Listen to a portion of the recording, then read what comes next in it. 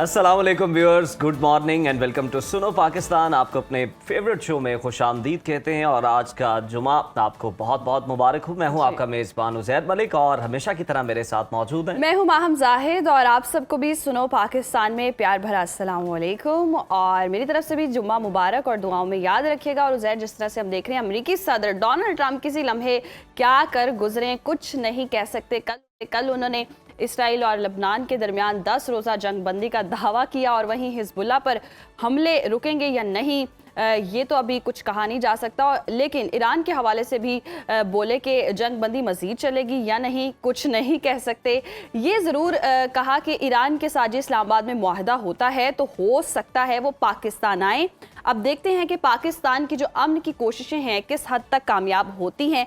वहीं आज आपको पाकिस्तान के ऐसे होनहार तालिब इल्म से मिलवाएंगे जो अभी तालिब इल्म तो ICS के हैं मगर उनकी ईजाद बहुत सौ को हैरान कर देगी। इस नौजवान ने जी जो कि तालिब इल्म है, अभी पढ़ रहा है, ख़वातीन की हिफाजत के लिए ऐसा इलेक्ट्रिक गार्ड तैयार किया है कि अब किसी मनचले की जरूरत नहीं होगी कि वो उसके बालों को भी टच कर सके। और अब दिफा के लिए जी चीखने की भी ज़रूरत नहीं, सिर्फ एक स्मार्ट क्लिक है और आप महफूज हैं। बहुत ही ज़बरदस्त इजाद है। और क्लिक से याद आया कि सोने की कीमतों को तो अब जैसे किसी की नज़र ही लग गई है।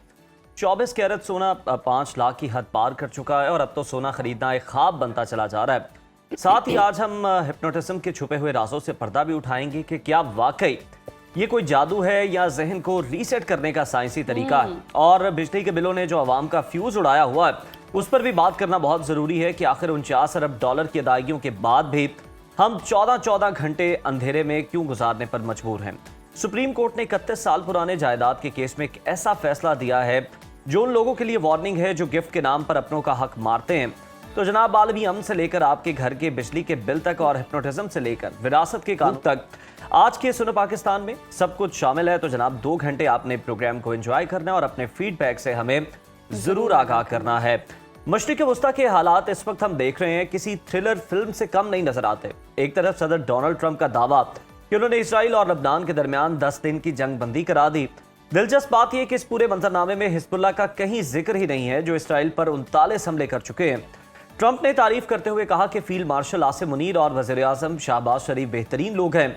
यह भी ऐलान किया कि ईरान के साथ इस्लामाबाद में मुआहदा होता है तो हो सकता है वो पाकिस्तान आए। बिल्कुल उज़ैर, और ये बहुत बड़ी डेवलपमेंट है। और फील्ड मार्शल ईरान में हैं, वज़ीर आज़म शहबाज शरीफ गुज़श्ता रोज़ कतर के बाद तुर्की पहुंचे हैं और आज अंतालिया डिप्लोमेसी फोरम में पाकिस्तान का मौक़िफ़ रखेंगे।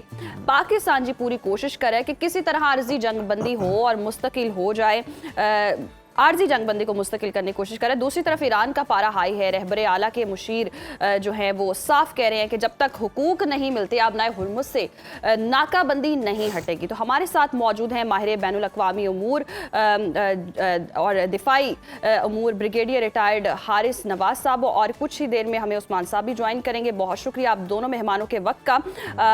जिस तरह से हम देख रहे हैं ब्रिगेडियर साहब, सूरत हाल है, गुमगू की सूरत हाल है, मुज़ाकरात कामयाब होंगे नहीं होंगे, जब दूसरी तरफ जंगबंदी की भी बातें हो रही हैं और जंग छिड़ने की भी बातें हो रही हैं, क्या सूरत हाल, क्या नक्शा बनता नजर आ रहा है आपको?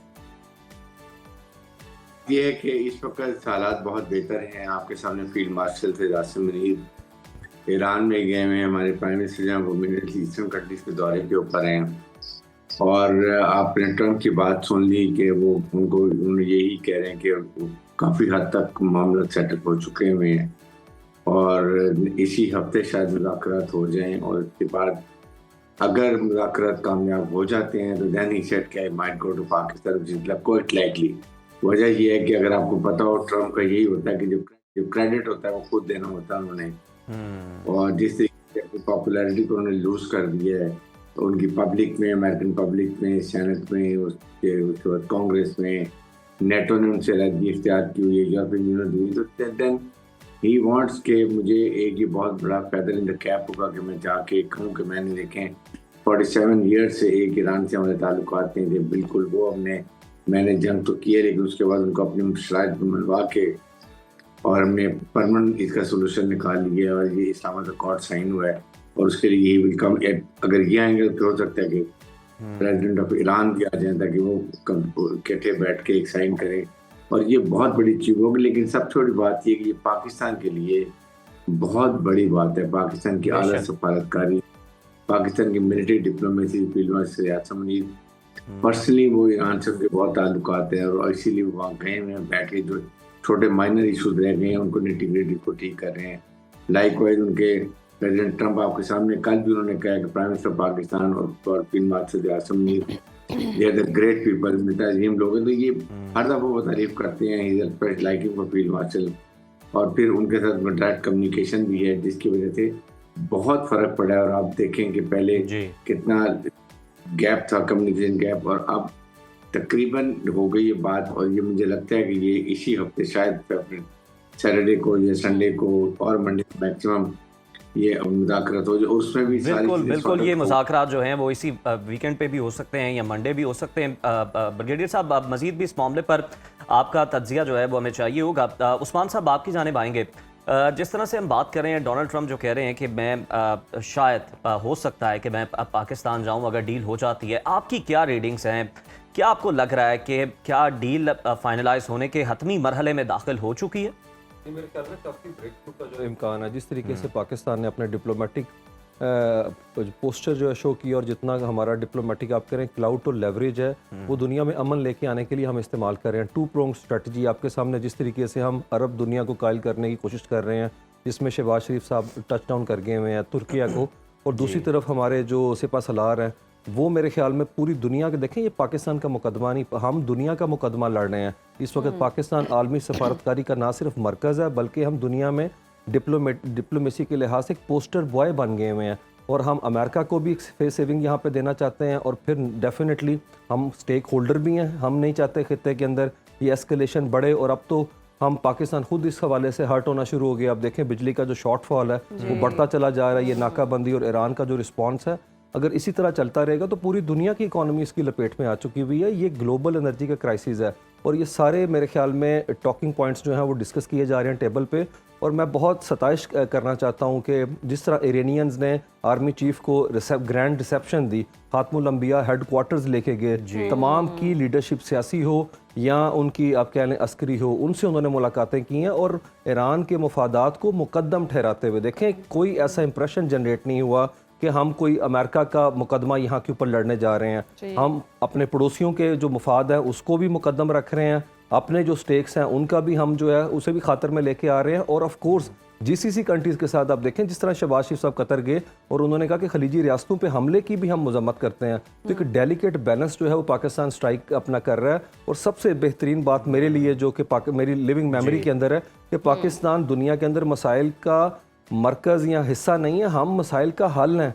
आज दुनिया जो है हमें इस लिहाज से जो है पहचानती है, we are in the top headlines for all right reasons पूरी दुनिया के अंदर है। और ये वो पाकिस्तान है जो अभी कुछ साल पहले जिसे जो शेप किया जाता था एक खास तनाजुर में, वो परसेप्शन जो है डिबंक हो चुकी हुई है। तो मैं बहुत अपना दुनिया को भी इस चीज़ की मुझे लगता है अब समझ आ गई, और जिस तरह हमारी काविशों और किरदार को सराहा जा रहा है आलमी फोरम्स के ऊपर, तो हाईली लाइकली है कि अगले हफ्ते दुनिया वो खुशखबरी अमन की नवीद पाकिस्तान की सरजमीन से सुनेगी। और उसके लिए डेफिनेटली सिक्योरिटी के मामलात होते हैं ट्रंप के आने से पहले, और उसकी जो है कि रिफ्लेक्शन नज़र आ रही है कि इस्लामाबाद में हैवी ट्रैफिक रोक दी गई है, ट्रांसपोर्ट के अड्डे बंद कर दिए गए। मुझे लगता है कि चीज़ें उसी तरफ जा रही हैं जिस तरफ की दुनिया यानी कि तैयारियां बिल्कुल ऐसी लग रही हैं, और सिक्योरिटी के भी खातिर का इंतजाम किए जाएंगे, और कोई खुशखबरी भी सुनने को मिल सकती है।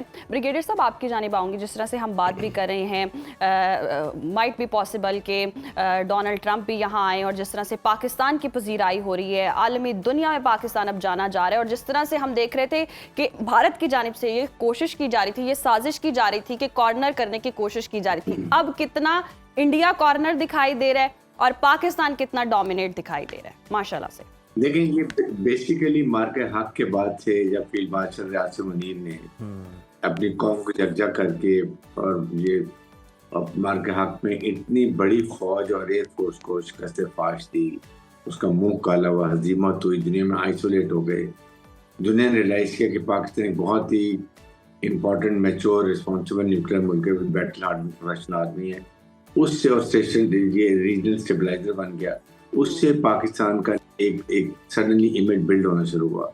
और फिर प्रेसिडेंट ट्रंप ने फील्ड मार्शल को व्हाइट हाउस बुलाया, वहाँ जब अंडरस्टैंडिंग हुई the he develop liking for field marshal. वहाँ से फिर पाकिस्तान को और ज़्यादा लिफ्ट मिला और पाकिस्तान एक ग्लोबल लेवल पे प्लेयर बन गया। और आज देखें इंडिया में सबसे मातम मचा हुआ है, जी वहाँ रोना पीटना पड़ा हुआ है। यही के हर वक्त से पाकिस्तान एक छोटा मुल्क था, वो कैसे चला गया, हमें क्यों अहमियत नहीं दी जा रही। जयशंकर के आपको रिमार्क्स याद होंगे, जो एक गैर सफारती अल्फाज इस्तेमाल किए उसने पाकिस्तान के बारे में, जो खुद वही बात है कि ये अंगूर खट्टे होने की बात कर दी। इससे ये देखेंगे इंडिया में कितनी उसको आइसोलेट हुआ। वो अमेरिकन थॉट कि ये चाइना के खिलाफ इंडिया को इस्तेमाल करें कंटेन करने के लिए, तो वो थे कि तो पाकिस्तान को कंटेन नहीं कर सकते तो और क्या करेंगे। इससे आप तम स्ट्रेटेजिक दफाई माध्यम हमारे में भी और ममालिक हमारे साथ आना चाह रहे हैं। सो पाकिस्तान इस वक्त एक बहुत बड़ा प्लेयर बन गया ग्लोबल लेवल पे, और दुनिया का फोकस जो है वो पाकिस्तान के ऊपर है। और इससे पाकिस्तान में सॉफ्ट इमेज कितना जा रहा है ये देखें कि अगर पहले वाइस प्रेसिडेंट अमेरिका के आए हैं, फिर ईरानी डेलीगेशन है, फिर दुनिया के जर्नलिस्ट आए हैं, ये सारा सॉफ्ट इमेज हो जाता है कि Pakistan is very peaceful place, Pakistan piece keeper. और उसके बाद बाहर से फॉरेन इन्वेस्टमेंट आ सकती है, उनकी लाइफ प्रॉपर्टी सेफ है। ये चीज़ें पाकिस्तान के लिए बहुत बेहतर। और आइंदा के लिए जब खुद अल्लाह करे कि अकॉर्ड साइन हो जाता है जी फिर आप देखें कि कितना पाकिस्तान को इससे फ़ायदा होगा, इसके डिविडेंड्स मिलेंगे लॉन्गर रन में, ट्रेड में, मिलिट्री टू मिलिट्री कॉन्टैक्ट में, गवर्नमेंट टू गवर्नमेंट कॉन्टैक्ट में। और यूरोपियन यूनियन हर एक पाकिस्तान के नजरें रख के बैठा हुआ है, और इंडिया को उतना ही आइसोलेट हुआ, बिल्कुल समुद्र की तह में दफन हुआ अगर पाकिस्तान आसमान की बुलंदी में। दिस इज डिफरेंट, ये इंडिया को हजम नहीं होता। बिल्कुल सही है ब्रिगेडियर साहब। उस्मान साहब, सदर ट्रंप की बात करें तो उन्होंने लबनान और इसराइल के दरमियान जो 10 रोज़ा जंग बंदी है उसका ऐलान तो कर दिया है, लेकिन इस सारे अमल में अगर हम देखें तो हिजबुल्लाह का जिक्र नहीं है। इसकी क्या वजह आपको समझ आती है? मेरे ख्याल में हिजबुल्लाह यहाँ के ऊपर इरिटेंट के तौर पे नहीं हम देख सकते। हिजबुल्लाह यही कह रहा है कि जो चीज़ हो वो मुस्तकिल बुनियादों के ऊपर हो। देखिए, आप एक तरफ जो है बात करते हैं कि 10 दिन का सीज़ फायर है, लेकिन दूसरी तरफ काबीना का इजलास होता है तो वो इस चीज़ को आप कह लें कि खुले दिल से एक्सेप्ट करने को तैयार नहीं है, क्योंकि इजराइल में कल से बातें हो रही हैं कि हमने ये सीज़ फायर का ऐलान करना था। डोनाल्ड ट्रंप ने नी जर्क रिएक्शन देके ऐलान कर दिया। नेतन्याहू से बात करने पे आमादा नहीं है जो प्रेसिडेंट ऑन है लेबनान के। वो कहते हैं ये दोनों चीज़ें साथ साथ नहीं चल सकती। देखें, ये ईरान का लेवरेज है, ये उनकी सक्सेस है कि उन्होंने कहा मुज़ाकरात के हवाले से सीज़ फायर को आपको लेबनान तक फैलाना पड़ेगा। हम लेबनान के बगैर जो है किसी तरह का हल नहीं चाहते, क्योंकि मसला देखें सारा इंटीग्रेटेड ही है। ईरान पे हमला जो है उसको गज़ा के तनाजुर के अंदर ही देखा जा सकता है, अलग नहीं उसे करके देखा जा सकता। और वो भी ये इंप्रेशन नहीं देना चाहते कि हम जो है वो कंपार्टमेंटलाइजेशन करें वॉर का। वो कहते हैं पूरा फ्रेमवर्क आपस में इंटीग्रेटेड है। मेरे ख्याल में इजराइल इस सीज़ फायर की खिलाफ वर्जी कल से कर रहा है, मुसलसल करेगा, लेकिन डोनाल्ड ट्रंप जो है वो बता चुके हैं कि अमरीकी मुफाद अब इजरायली मुफाद के साथ अलाइन नहीं करता। देखें वहाँ पे क्या सूरत हाल है। कल सिर्फ एक वोट से सर्वाइव किया डोनाल्ड ट्रंप ने। लोअर हाउस के अंदर वॉर पावर्स एक्ट में 214 उसके साथ खड़े थे ट्रंप के, और दूसरी तरफ 213 खड़े थे। मेरे ख्याल में ये गैप बताता है कि वहाँ पे अमेरिका में अब किस हद तक जो है वॉर अनपॉपुलर हो चुकी हुई है, कि वहाँ के जो ईवान है वो इसको काबिल कबूल तस्वुर नहीं करते। डोनाल्ड ट्रंप की खुद पॉलिटिकल कॉस्ट इसकी बहुत ज़्यादा है। लेकिन डोनाल्ड ट्रंप पूरा हाउस हार सकते हैं। ये मेरे ख्याल में एक टेम्पलेट है कि नवंबर के मिड टर्म इलेक्शन से पहले डोनाल्ड ट्रंप चाहते हैं कि वो जंग जो वो मैदान में तो हार चुके हैं लेकिन टेबल पे जीत जाएं। वो शुमाली कोरिया की बात करना चाहते हैं। वो चाहते हैं कि चीन में, देखें 14 मई को वो चीन जा रहे हैं, तो चीन भी चाहता है कि 14 मई से पहले डोनाल्ड ट्रंप जो है वो इस चीज़ को अपना मुकम्मल तौर के ऊपर ख़त्म कर लें जंग को। और अमेरिका जो है आपको पता है वो शोकेस तो कर रहे हैं मिलिट्री पावर को, लेकिन अमलन उस पर हाफ हार्टेडली आमादा, अमलन वो करने की पोजीशन के अंदर नहीं है। तो जैसे मैंने कहा कि डील जो है is very much with in the reach, इंशाल्लाह मेड इन पाकिस्तान होगी। 10 मई भी आने वाला है। हम अस्करी लिहाज से भी क्या कहते हैं हमारे लिए बड़ा दिन है। और दूसरी तरफ जो है हम जो आप कहते हैं सियासी हमारी क़यादत ने दुनिया में एक डिप्लोमेटिक लेवरेज अपना जो है गेन किया, उसके साथ साथ जो इकोनॉमिक डिविडेंड्स की बात की ब्रिगेडियर साहब ने, देखें 13 से 18 अप्रैल तक औरंगजेब जो हमारे वजीर खजाना है वो अमेरिका में, और किससे मिल रहे हैं? टॉप वहाँ के इन्वेस्टर्स से, बैंक से, रोथस्चाइल्ड, वहाँ पे जो क्या कहते हैं आप कह लें ग्लोबल फाइनेंशियल इंस्टीट्यूशन जिसमें जेपी मॉर्गन शामिल है, और 24 वहाँ के ऊपर जो वज़राए ख़जाना है दुनिया से आए हुए हैं उनसे मुलाकात हो रही है। सऊदी अरेबिया $3 अरब का डिपॉजिट रखने जा रहा है वहाँ पे। एशियन डेवलपमेंट बैंक जो है उसके हुकाम से मुलाकातें हैं, एशियन इंफ्रास्ट्रक्चर इन्वेस्टमेंट बैंक से मुलाकातें हैं। बल्कि मैं आपको बताऊँ वर्ल्ड बैंक एक वहाँ पे ग्लोबल कॉन्फ्रेंस कर रहा है, उसमें पाकिस्तान की केस स्टडी रखी जाएगी बेनज़ीर इनकम सपोर्ट प्रोग्राम की अफ्रीका और मिडल ईस्ट की कुव्वतों के आगे। तो मुझे लगता है हमारा इस्लाहाती एजेंडा है उसे दुनिया में तस्लीम किया जा रहा है। बिल्कुल ऐसे ही तस्लीम भी किया जा रहा है और जिस तरह से आप बता रहे हैं और आपने नक्शा खींचा है, वी होप के बहुत ही ज़्यादा खुशखबरियाँ सुनने को मिलेंगी पाकिस्तान के लिए और हम भी बहुत पॉजिटिव हैं और नवीद भी ऐसी कुछ नज़र आ रही है। हारिस साहब आपकी जानिब आऊँगी, जिस तरह से हम देख भी रहे हैं बरतानिया के वज़ीर आज़म केयर स्टारमर ने अमरीकी दबाव के बावजूद जंग का हिस्सा बनने से साफ इनकार कर दिया। तो क्या नेटो और अमेरिका के दरमियान कोई दरार बढ़ रही है आपको लगता है? देखिए बेसिकली उनकी दरार प्रेसिडेंट ट्रम्प के साथ है, अमेरिका के साथ नहीं है।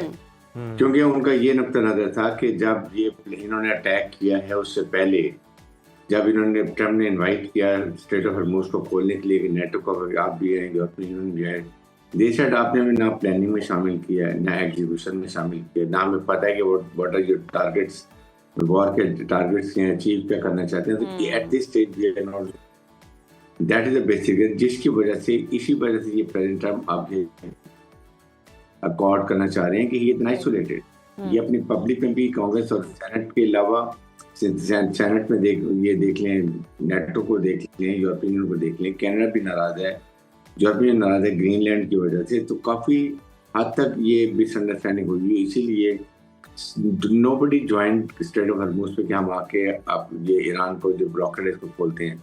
तो लेकिन जो ही मेरे प्रेसिडेंट का मुझे लगता है कि मैं भी इस वक्त ये मिड टर्म इलेक्शन में इतने डिफिकल्ट होगा सर्वाइव होना और जो है वेंस वो शायद कम है प्रेसिडेंट, लेकिन इसलिए खुद आ रहे हैं कि आके दुनिया को शो करने देखे मैंने अकॉर्ड कराया, मैंने ये किया, ये put a feather in his cap, और फिर मिड टर्म इलेक्शन उनको फायदा और वो दोबारा यहाँ से अपने सेनेट के इलेक्शन और कांग्रेस इलेक्शन जीत के, तो दैट्स द बेसिक। उस्मान साहब, जिस तरह से हम देखते हैं कि पीट हेग्सेथ दो जनरल्स को साथ खड़े होकर ब्रीफ करते हैं मीडिया को और बात करते हैं कि हम रीलोड कर रहे हैं, इस पॉलिसी को आप किस तरह से देखेंगे कि एक जानिब तो आप बातचीत के लिए आगे बढ़ते हैं, हाथ बढ़ाते हैं, फिर आप जनाब हर हद तक जाते हैं, लेकिन दूसरी जानिब से यूं धमकाया भी जाता है, इस पॉलिसी को किस तरह से आप एलेबोरेट करें? जी, डोनाल्ड ट्रंप के साए में मुज़ाकरात करने के हमेशा से हामी रहे हैं और ये वही कोर्सिव लेवरेज है जो वो गेन करना चाहते हैं स्टेबल से, लेकिन ईरानियन किसी सूरत में मुतासर होते हुए नज़र नहीं आते। आप देखें पूरी जंग से मुतालिक इंटरनेशनल जो परसेप्शन है वो यही है कि ईरान का पलड़ा भारी है, वो ना एक्सिस ऑफ रेजिस्टेंस को तोड़ सके और ईरान की जवाबी वार करने की सलाहियत तो अपनी जगह पे मौजूद है। अमेरिका कहता है मैंने नाकाबंदी पे नाकाबंदी कर दी, लेकिन अल जजीरा की इंडिपेंडेंट जो रिपोर्ट अभी आई है कल, वो बता रही है 13 जहाज़ गुजर के गए हैं जिसमें से 6 ईरानी जहाज़ हैं। मुझे लगता है कि डोनाल्ड ट्रंप और ये पीट हेग्सेथ की जितनी गुफ्तगू है ये आउटर वर्ल्ड से ज़्यादा वहाँ की लोकल डोमेस्टिक ऑडियंस से मुतल्लिक है। देखिए उनकी मेगा बेस कह रही है आपने 7 हफ्ते में क्या किया है, मुज़ाकरात करने थे, उसी जगह पे खड़े होना था, तो वो तो पहले से बैठे हुए थे जनीवा में आपके साथ है, तो बड़ी मुश्किल सूरत हाल है, वो जस्टिफाई नहीं कर पा रहे। अमेरिका का जो ऑरा है, जो प्रेस्टीज है, वो हर्ट हुआ है, वो ह्यूमिलिएट हुए हैं। देखें आप 4 साल पहले 21 साल एक ऐसे मुल्क में थे जिनके पास कुछ भी नहीं था, मैं अफगानिस्तान की बात कर रहा हूँ, वहां से जिल्लत समेट के निकले, ठीक 4 साल बाद दोबारा वही मनाजर दुनिया देख रही है। तो अमेरिका की जो इनविंसिबिलिटी का आप कह लें कि एक ढकोसला खड़ा किया गया था, वो डन एंड डस्टेड नजर आ रहा है। तो मुझे लगता है ग्रेट ग्लोबल पावर जो होती है वो अपने वकार को बहाल रखती है, जो यहाँ पे नजर नहीं आ रहा दूर दूर तक है। इसीलिए डोनाल्ड ट्रंप मुकम्मल एफर्ट करके चाह रहे हैं दुनिया की टेंशन इस तरफ ले कि मैंने लेवरेज गेन किया मुज़ाकरात की टेबल से, लेकिन जो मैदान जंग है उसके अंदर सूरत हाल मैं और आप पिछले 7 हफ्ते से देख रहे हैं कि एक पायलट को निकालने की कीमत $49 करोड़, 155 तैयारे आपने भेजे हैं, और हम कैसे तस्वुर कर लें कि और आपका बहरी बेड़ा भी वहाँ पे कोई नहीं है। तो इरानियन ने इस वॉर को सर्वाइव किया, यही उनका मकसद था, और दुनिया में परसेप्शन और इम्प्रेशन डेवलप किया है कि हमने इंडिजिनस ग्राउंड के ऊपर बने अपने मिसाइलों के थ्रू ना सिर्फ दुनिया की ग्लोबल सुपर पावर को यहाँ पे नाको चने चबवाए, बल्कि जो रीजनल हेजमन था वो देख लें कि अब लेबनान तक महदूद होकर रह गया। बिल्कुल उस्मान साहब, बिल्कुल दुरुस्त फरमाया, और ईरानी डटे रहे और उन्होंने ये साबित करके दिखाया कि कैसे सर्वाइव किया जाता है। चीन की अगर हम बात करें, चीन का ईरान की खुद मुख्तारी के हक में बयान भी सामने आया, तो क्या मशरिक़ वस्ता में चीन की मुदाखलत अमरीका के लिए हम देख रहे हैं कि खेल जो है वो मज़ीद पेचीदा हो सकता है? मेरे ख्याल में अमेरिका के रिलायबिलिटी का क्राइसिस आ चुका हुआ है। देखें, जब से कतर में पिछले साल अटैक हुआ है, गल्फ स्टेट्स जो हैं वो इस बात को सोचने पे मजबूर हो गई हुई हैं कि क्या हम अमेरिका पे रिलाई कर सकते हैं। एक ऐसे वक्त में जब अटैक 42 किलोमीटर दूर हुआ अल हदीद बेस से, अब वो मिलिट्री बेस के सेंसर्स काम नहीं कर रहे, इंटरसेप्टर्स काम नहीं कर रहे, तो उन्हें अंदाज़ा है कि इस रीजन के अंदर अमेरिका अगर किसी एक मुल्क को बचाएगा और उसमें उसको बचाने में संजीदा है, तो वो हम नहीं है, वो इजराइल है। देखिए, 13 मिलिट्री उनकी आउटपोस्ट थी, लेकिन कोई गल्फ स्टेट को बचा नहीं सकी है। और जिस तरीके से उनके सारे गोदाम, सारा असला जो है, वेपन, वो सप्लाई किया जा रहा है मुसलसल अनइंटरप्टेड इजराइल को, तो ये इंप्रेशन ने जो है जड़ पकड़ ली है कि अमेरिका के अलावा डाइवर्सिफाई करना चाहिए अपनी चॉइसेस को। इसीलिए तो पाकिस्तानी जहाज पहुंच के वहाँ पे किंग अब्दुल अजीज एयरबेस है। तो मुझे लगता है वेस्ट एशिया के अंदर चीन का मैं रोल बड़ा बढ़ता हुआ देख रहा हूँ। देखिए, चीन दुनिया में आज भी किस तरीके से डिविडेंड गेन कर रहा है, मिलिटरीली नहीं कर रहा, नो डाउट वो भी उनके पास है, वो कर रहे हैं इकोनॉमिक ग्राउंड पे। 152 कंट्री में BRI का लेग हैं, आप चेक करें, 152 कंट्री ग्लोबल जो कंट्रीज हैं, जिसमें 22 कंट्रीज वेस्टर्न हेमिस्फीयर पे आते हैं जो अमेरिका के करीब हैं, वो तक BRI प्रोजेक्ट का पार्ट है। और अमेरिका की 750 मिलिट्री बेसिस दुनिया में इसीलिए 80 मुल्कों ने अपने मुल्क में बना के रखी कि ये सिक्योरिटी के नेट प्रोवाइडर हैं, लेकिन यहाँ पे नेट सिक्योरिटी प्रोवाइडर के तौर पे वो नजर नहीं आ रहे। तो मुझे लगता है अमेरिका को अपनी मिलिट्री बेसिस को ताला लगाना पड़ेगा दुनिया के अंदर। नो डाउट इतना आसान तो नहीं है कि वो यहाँ से निकलना चाहें। देखें, अब मैं आपको एक छोटी सी बात बताता हूँ कि जो बाइडन की 1986 में बड़ी फेमस स्पीच है, अगर खित्ते में इजराइल ना होता तो अमेरिका उसे क्रिएट करता। ये इतना इंपॉर्टेंट है उनके लिए। ये जो बाइडन के अल्फाज हैं, डोनाल्ड ट्रंप के नहीं हैं। लेकिन अमेरिका में भी हम देखते हैं इजराइल को लेके जिस तरह से पेशेंस खत्म होता चला जा रहा है। देखें, इजराइल के ऊपर तमाम दोनों पार्टियों का बाई पार्टीजन कंसेंसस होता है, ये ऐसा मुद्दा है जिसके ऊपर कोई बहस नहीं। लेकिन अमेरिका में जिस जगह पे पोलराइजेशन आ चुकी हुई है, वहाँ की यूथ इस चीज़ के खिलाफ है कि हम अपने टैक्स पेयर के पैसे से इस जंग के अंदर अपना मुस्तकबिल नहीं झोंकेंगे। मुझे लगता है अमेरिका में भी एक मेजर शिफ्ट आ रहा है और इस चीज़ को उस्मान साहब बिल्कुल दुरुस्त फरमारे, शिफ्ट तो आ रहा है, sorry to cut you off, लेकिन इसके बाद सूरत हाल आप बदलती देख रहे हैं कि इसराइल अब बाज रहेगा, साइड हो जाएगा? मेरे ख्याल में फ्रस्ट्रेशन है इसराइल के एंड के ऊपर, और आप इसराइल से ज्यादा नेतन्याहू को देखें। सितंबर के अक्टूबर में इलेक्शन सर के ऊपर है, अगर ये हारता है तो सीधा जेल में जाता है। आप इस वॉर के अंदर चेक करें, डोनाल्ड ट्रंप को एप्स्टीन फाइल से डिस्ट्रैक्शन करनी थी, इन्हें डेविएशन करनी थी कि किसी तरीके से मैं जीत के तौर पे ट्रॉफी लेके जाऊं कि ये देखें मैंने जंग के अंदर क्या अचीव किया आपके लिए। तो मुझे लगता है इन दोनों ने अपनी बोटी के लिए पूरा बकरा ज़बा करके रख दिया और खित्ते का अमन और जो है उस्मान साहब, वो लेकिन दांव इस पे पे लगा दिया। एक फ़ायदा तो हुआ है, एक हकीकत आश्कार हो गई है। तमाम हमारे ब्रदर इस्लामी ममालिक जो हैं, गल्फ कंट्रीज़ जो हैं, उन सबको ये पता चल गया है कि वाकई जिस तरह से आपने भी बात की कि खित्ते में अगर किसी एक मुल्क का दिफा करना मकसूद हुआ तो अमरीका वो सिर्फ इसराइल का करेगा और किसी का नहीं करेगा। जितने मर्जी कीमती तोहफे तहाइफ जो हैं इन्हें दिए जाएँ, जिस तरह से मर्जी फैसिलिटेट किया जाए, लैंड पे इन्हें अड्डे दिए जाएँ। तो अब आप क्या देख रहे हैं आने वाले दिनों में, जब ये सूरत हाल बेहतर हो जाती है, ईरान अमरीका कोई मुआहदा तय पा जाता है, तो ये जो ममालिक हैं अपनी सिक्योरिटी के लिए रिलाय कर रहे थे अमेरिका के ऊपर कम्प्लीटली, अब इनका रुख जो है वो पाकिस्तान की तरफ होगा, या फिर पाकिस्तान तुर्की या फिर इस तरह का कोई ब्लॉक जो है उसका क़याम भी अमल में लाया जा सकता है जिसका मकसद दिफा? जी डेफिनेटली, मेरे ख्याल में पोस्ट वॉर सिनेरियो में पाकिस्तान का रोल जो है वो मैं कलीदी तस्वुर कर रहा हूँ। और ये चीज़ नज़र आ रही है, रिफ्लेक्शन नज़र आ रहे हैं इस चीज़ के कि Qatar, Pakistan, Türkiye, Saudi Arabia और मिस्र भी हाईली लाइकली है। और ये ताकत देखें, मिस्र, तुर्की, पाकिस्तान पूरी मुस्लिम वर्ल्ड की ताकतवर जो आर्मीज़ हैं उसको होल्ड करते हैं। तो मेरे ख्याल में जो मिडल ईस्ट के कंट्रीज़ हैं वो ना सिर्फ अमेरिका के रवैये को देख रहे हैं कि जो उन्होंने नहीं बचाया उन्हें, दूसरी तरफ वो ईरान के हाथों उनकी जिल्लत को भी देख रहे हैं। तो मेरा नहीं ख्याल कि वो लॉन्गर टर्म के ऊपर उन पर रिलाई करना चाहेंगे। बल्कि देखें, अब तो चाइना ने पिछले साल सितंबर में अपना मिलिट्री मसल फ्लेक्स करके जिस तरह उन्होंने अपनी मिलिट्री परेड की, उन्होंने बताया दुनिया में कि हम भी खरीदारी का एक मरकज हैं, आप हमारे वेपन पे भी रिलाई कर सकते हैं। और 10 मई में पाकिस्तान ने एक, आप कह लें कि टेस्ट करके दिखाए कि जो यूरोप का असला है, जिस तरीके से वेपन है उनका, राफेल तैयारों को हमने गिराया। तो मुझे लगता है एक पोटेंशियल मार्केट के साथ साथ एक रिलायबल जो है, आप कह लें प्लेयर के तौर पे चाइनीज सामने आया है। देख लें, इन्होंने डिच कर दिया ताइवान को, अमेरिकन ने, इन्होंने जनूबी कोरिया को डिच कर दिया, जापान से अपने वेपन जो अपना एम्फीबियस शिप्स हैं हटा लिए। तो ये सारी वो टेम्पलेट है जो मिडल ईस्ट देख रहा है। और मेरे ख्याल में पाकिस्तान की रिलायबिलिटी, हमारी रेलेवेंसी 10 मई के बाद जो बनी है वो अभी तक उसकी बाज़गश्त रेजोनेंस जो है हम देख रहे हैं। और यही गूंज आपको नजर आएगी वेस्ट एशिया के अंदर पोस्ट वॉर सिनेरियो के अंदर, और पाकिस्तान जो है इतनी समझदारी दिखा रहा है कि हम सारे अंडे एक बास्केट में नहीं रख रहे। हम ईरान के साथ भी समझते हैं मामलात को आगे लेकर चलना है, क्योंकि हम अपने नेबर चेंज नहीं कर सकते। वेस्ट एशिया में भी हमारे बिल्कुल स्टेक्स ऐसा हैं। ही है उस्मान साहब, वक्त की किल्लत है, sorry to cut you off. और वाकई जी पाकिस्तान की खारजा पॉलिसी की बहुत तारीफें हो रही हैं और पाकिस्तान एक ताकत उभर कर आया है, और जिस तरह से हम देख रहे हैं रेलिवेंट हो रहा है, और अमेरिका को कितना लॉस हुआ है। और सारी सूरत हाल में जो न्यू वर्ल्ड ऑर्डर की हम बातें कर रहे थे, रिजीम चेंज की बातें कर रहे थे, वो बिल्कुल ही चेंज होती नजर आ रही है। तो बड़ा ही जबरदस्त नक्शा जो है, जब सूरत हाल बेहतर हो जाएगी तो देखने को मिलेगा। अभी वक्त हुआ ब्रेक का, देखते रहिए सुनो पाकिस्तान।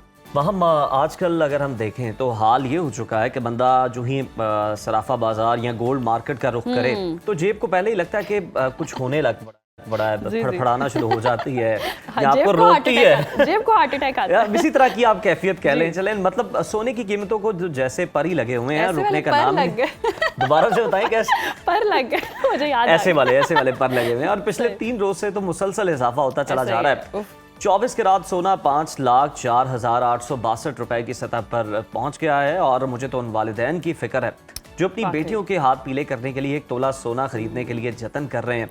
और लोग तो पहले से जो है बेटियों का गोल्ड बनाना शुरू कर देते हैं, लेकिन अब जो रुझान है कीमतों में कम होता जा रहा है। ये वाकई एक संजीदा मसला है। और जरा चांदी का हाल देखें हम, जिसे हम मिडिल क्लास तबके के लिए अप्रोच एक समझते थे कि अप्रोचेबल है, लेकिन वो भी अब पहुंच से दूर होता जा रहा है। वो भी अब हम देख रहे हैं 8,514 रुपए फी तोला तक जा पहुंचा है। अब सूरत हाल ये है कि सोना खरीदना तो दूर की बात है, लोग पुराने जेवरात बेचकर घर चलाने पर मजबूर हैं। और क्या जल्द ही सोना जो है वो 6 लाख की हद भी पार कर जाएगा? ये कीमतें अब जी कभी नीचे आएंगी, ये बहुत बड़ा सवाल है। और लोग खरीदना चाहते हैं, लेकिन इसी कश्मकश में है कि कीमतें नीचे आएंगी या ऊपर जाएंगी। तो हमारे साथ मौजूद है ज्वेलर्स एसोसिएशन रावलपिंडी वयास कुरैशी साहब, बहुत शुक्रिया आपके वक्त का। Welcome to Suno Pakistan. और जिस तरह से हम देख रहे हैं कि आलमी सतह पर सोना जो है वो $4,825 फी ऑन्स पर है, क्या वजूहात हैं जो कीमतों को हम देख रहे हैं मुसलसल ऊपर की तरफ धकेला जा रहा है? कोई इम्कानात हैं कि कीमतें नीचे भी आएंगी?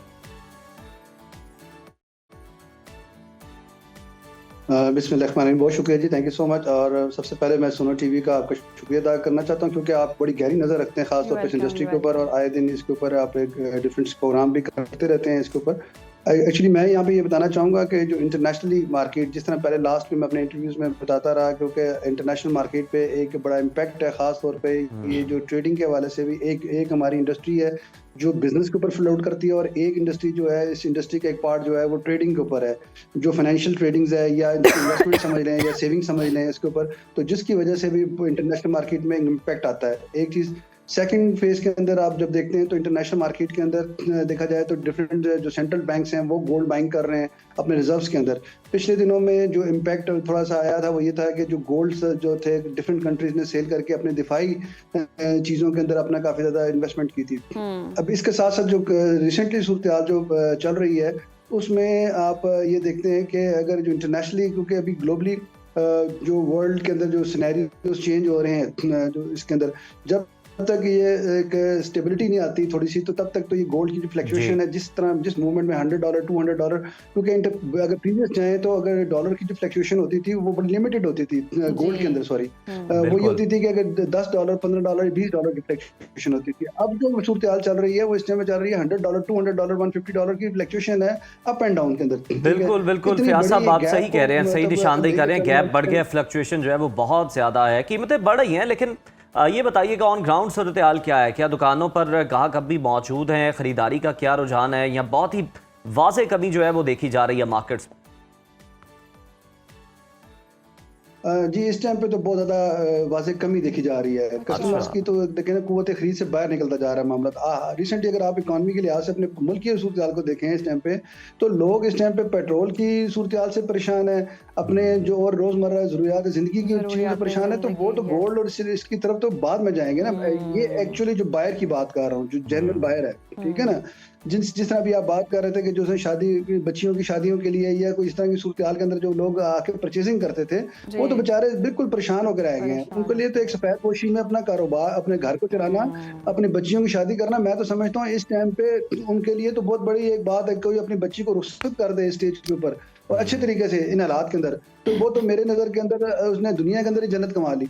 अच्छा, अब बात ये है कि जो करंट सिचुएशन के अंदर करंट सिचुएशन में आप मुझे ये बताएं कि 5 लाख अगर 8,000 रुपए तोले पे गोल्ड की फ्लक्चुएशन चल रही है, इस टाइम प्राइस चल रही है, ठीक है, तो 5 लाख 8,000 रुपया के अंदर क्या लोगों ने परचेज करना है? अगर वो 2 तोले भी लेता है तो 10 लाख की प्राइस बन जाती है इस टाइम पे, ठीक है। और आप मुझे बताएं कि बाइंग कैपेसिटी कितनी है इस टाइम पे, और उसके साथ साथ अल्टरनेट क्या सूरत हाल है।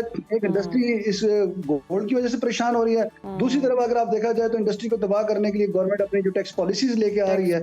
मैं ये समझता हूँ कि जो इस तरह की सूरत हाल के अंदर जो टैक्स पॉलिसीज के अंदर ये भी एक इम्पोर्टेंट बड़ा एलिमेंट है। इस पे भी मीडिया की तवज्जो नहीं जा रही। बिल्कुल फयाज साहब, बिल्कुल दुरुस्त फरमा रहे हैं आप। एक तरफ से कीमतें बढ़ रही हैं, दूसरी तरफ से टैक्स पॉलिसी देखें, वहाँ भी हो रहा है, तो आवाम जाएं तो जिधर किधर जाएं। और जो आप बता भी रहे हैं कि खरीदने की जो कैपेसिटी है वो कम होती चली जा रही है। इस वक्त आप रुझान क्या देख रहे हैं कि लोग जेवर बनाने के लिए ज़्यादा गोल्ड खरीद रहे हैं? वैसे तो जैसे आप बता भी रहे हैं कि इतना खरीदा ही नहीं जा रहा है। सरमायाकारी के पर्सपेक्टिव से कितना इंपॉर्टेंट है इस वक्त में बाय करना?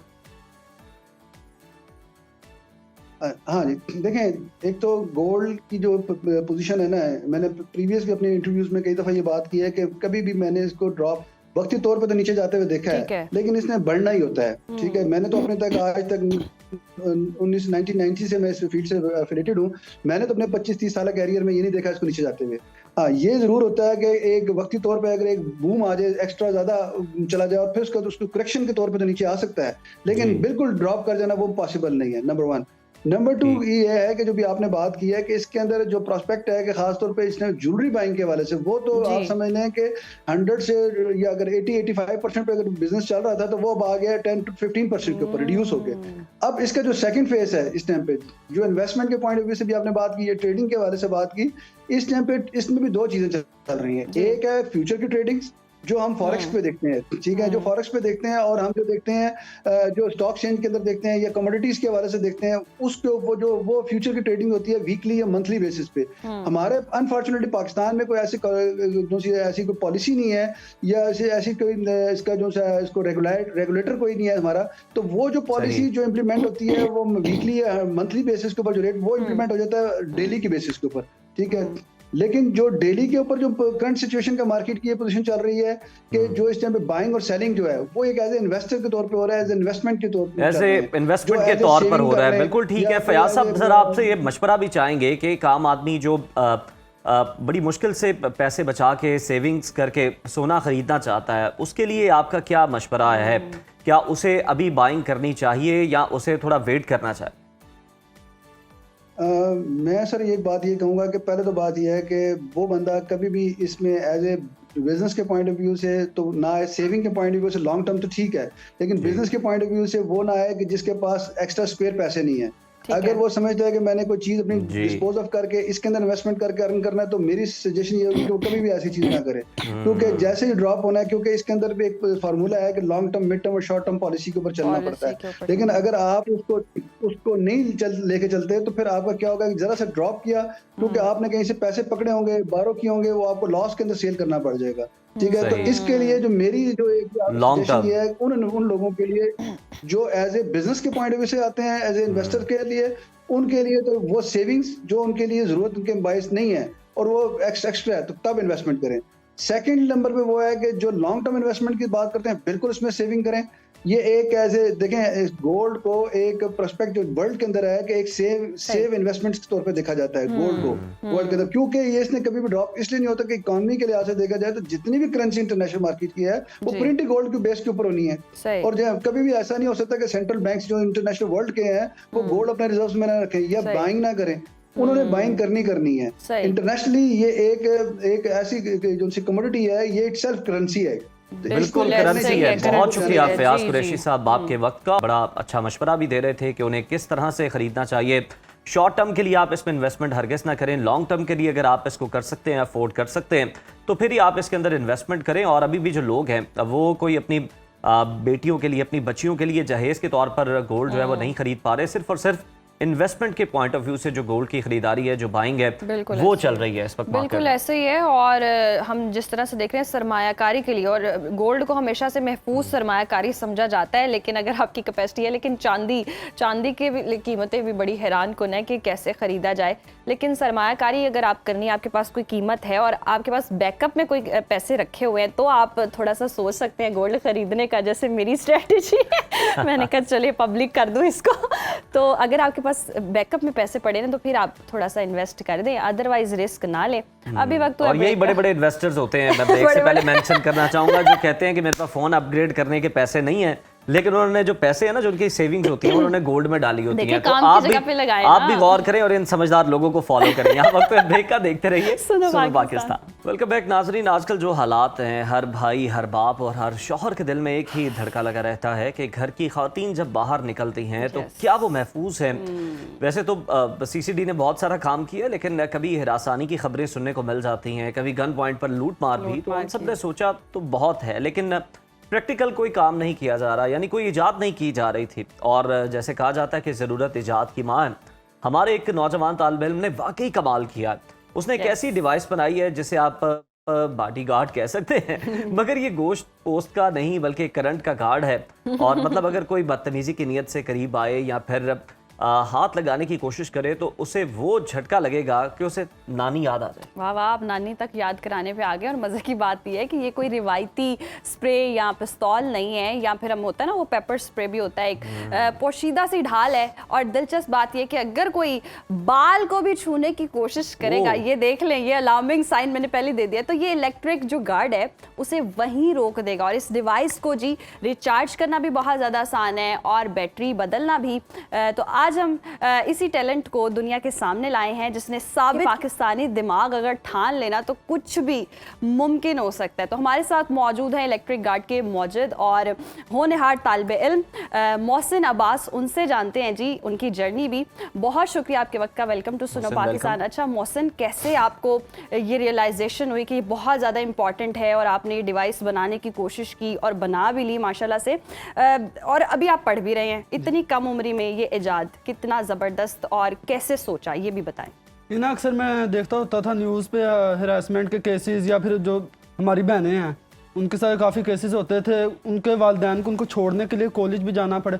मैं चाहता था ऐसा गार्ड हो, एज ई गार्ड, इलेक्ट्रॉनिक गार्ड। मैं इसका नाम भी ई गार्ड रखा है कि उनकी प्रोटेक्शन करे एक शील्ड की तरह, कि अगर वो कॉलेज जाते हैं, कहीं भी जाते हैं, तो उनको किसी चीज़ की टेंशन ना हो, उनके कोई बाल को भी हाथ नहीं लगा सकता। तो ये समय एक शील्ड बन जाएगा उसकी तरफ। ये मैं छोटे होते कार्टून से इंस्पिरेशन लेता होता था। और जो करंट वाले, मैं एक मूवीज भी देखी थी, कार्टून में करंट वाले आते थे, तो मैं एक्सप्रेशन लेता होता था उससे। इसी तरह मैंने इसे कहा कि मैं बनाऊंगा, फिर आहिस्ता आहिस्ता आहिस्ता आहिस्ता मुझे तकरीबन 8-9 मंथ लगे थे इसे बनाने में। पहली दफ़ा बनाया नहीं, परफेक्ट नहीं बना, क्योंकि हमेशा हर चीज़ पहली दफ़ा में परफेक्ट नहीं होती। फिर आहिस्ता आहिस्ता इसे मैं बनाया, पहली दफ़ा फेल, दूसरी दफ़ा फेलियर। कोई करंट का था, मुझे थोड़े शौक भी लगते होते थे। मैं कहता चलो कोई बात नहीं, बनाना है, क्योंकि मुझे इसकी सारी टेक्नोलॉजी पता थी। तो इसी तरह मैं बनाते बनाते इस वक्त तक बनाया है और अब ये बिल्कुल कंप्लीट। अच्छा मोहसिन, हमें ये बताएं कितना 240 वॉट का झटका लगता है, कितना झटका लगता है? हम तो बचपन में देखते थे, आपको भी याद होगा, इंस्पिरेशन आप लेने की बात, वो च्युइंगम होती थी, निकालने लगते थे तो करंट लगता था आपको। ये उतना ही है या ये उससे ज्यादा हैवी करंट है? ये उससे काफ़ी ज़्यादा है, मगर अगर इसको किया जाए ना, इसकी फुल फ्रीक्वेंसी सेट कर ली जाए तो जी, ये मैक्सिमम जा सकता है 4 लाख वोल्ट तक। ओहो, वेरिएबल है, यानी कि इंसान ये की काम death कैसे नहीं करता है मोहसिन? हमें ये बताएं, आप कह रहे हैं बाल तक महफूज हैं। बाल तक महफूज। कुछ लोग कहते हैं कि जिस्म के लिए ना थोड़ा सा डेंजरस हो सकता है, हार्ट अटैक का मसला। कुछ भी नहीं होगा, क्योंकि अच्छा, एक तार समझे आपके जिस्म के साथ अटैच है और एक अर्थ के साथ अटैच है।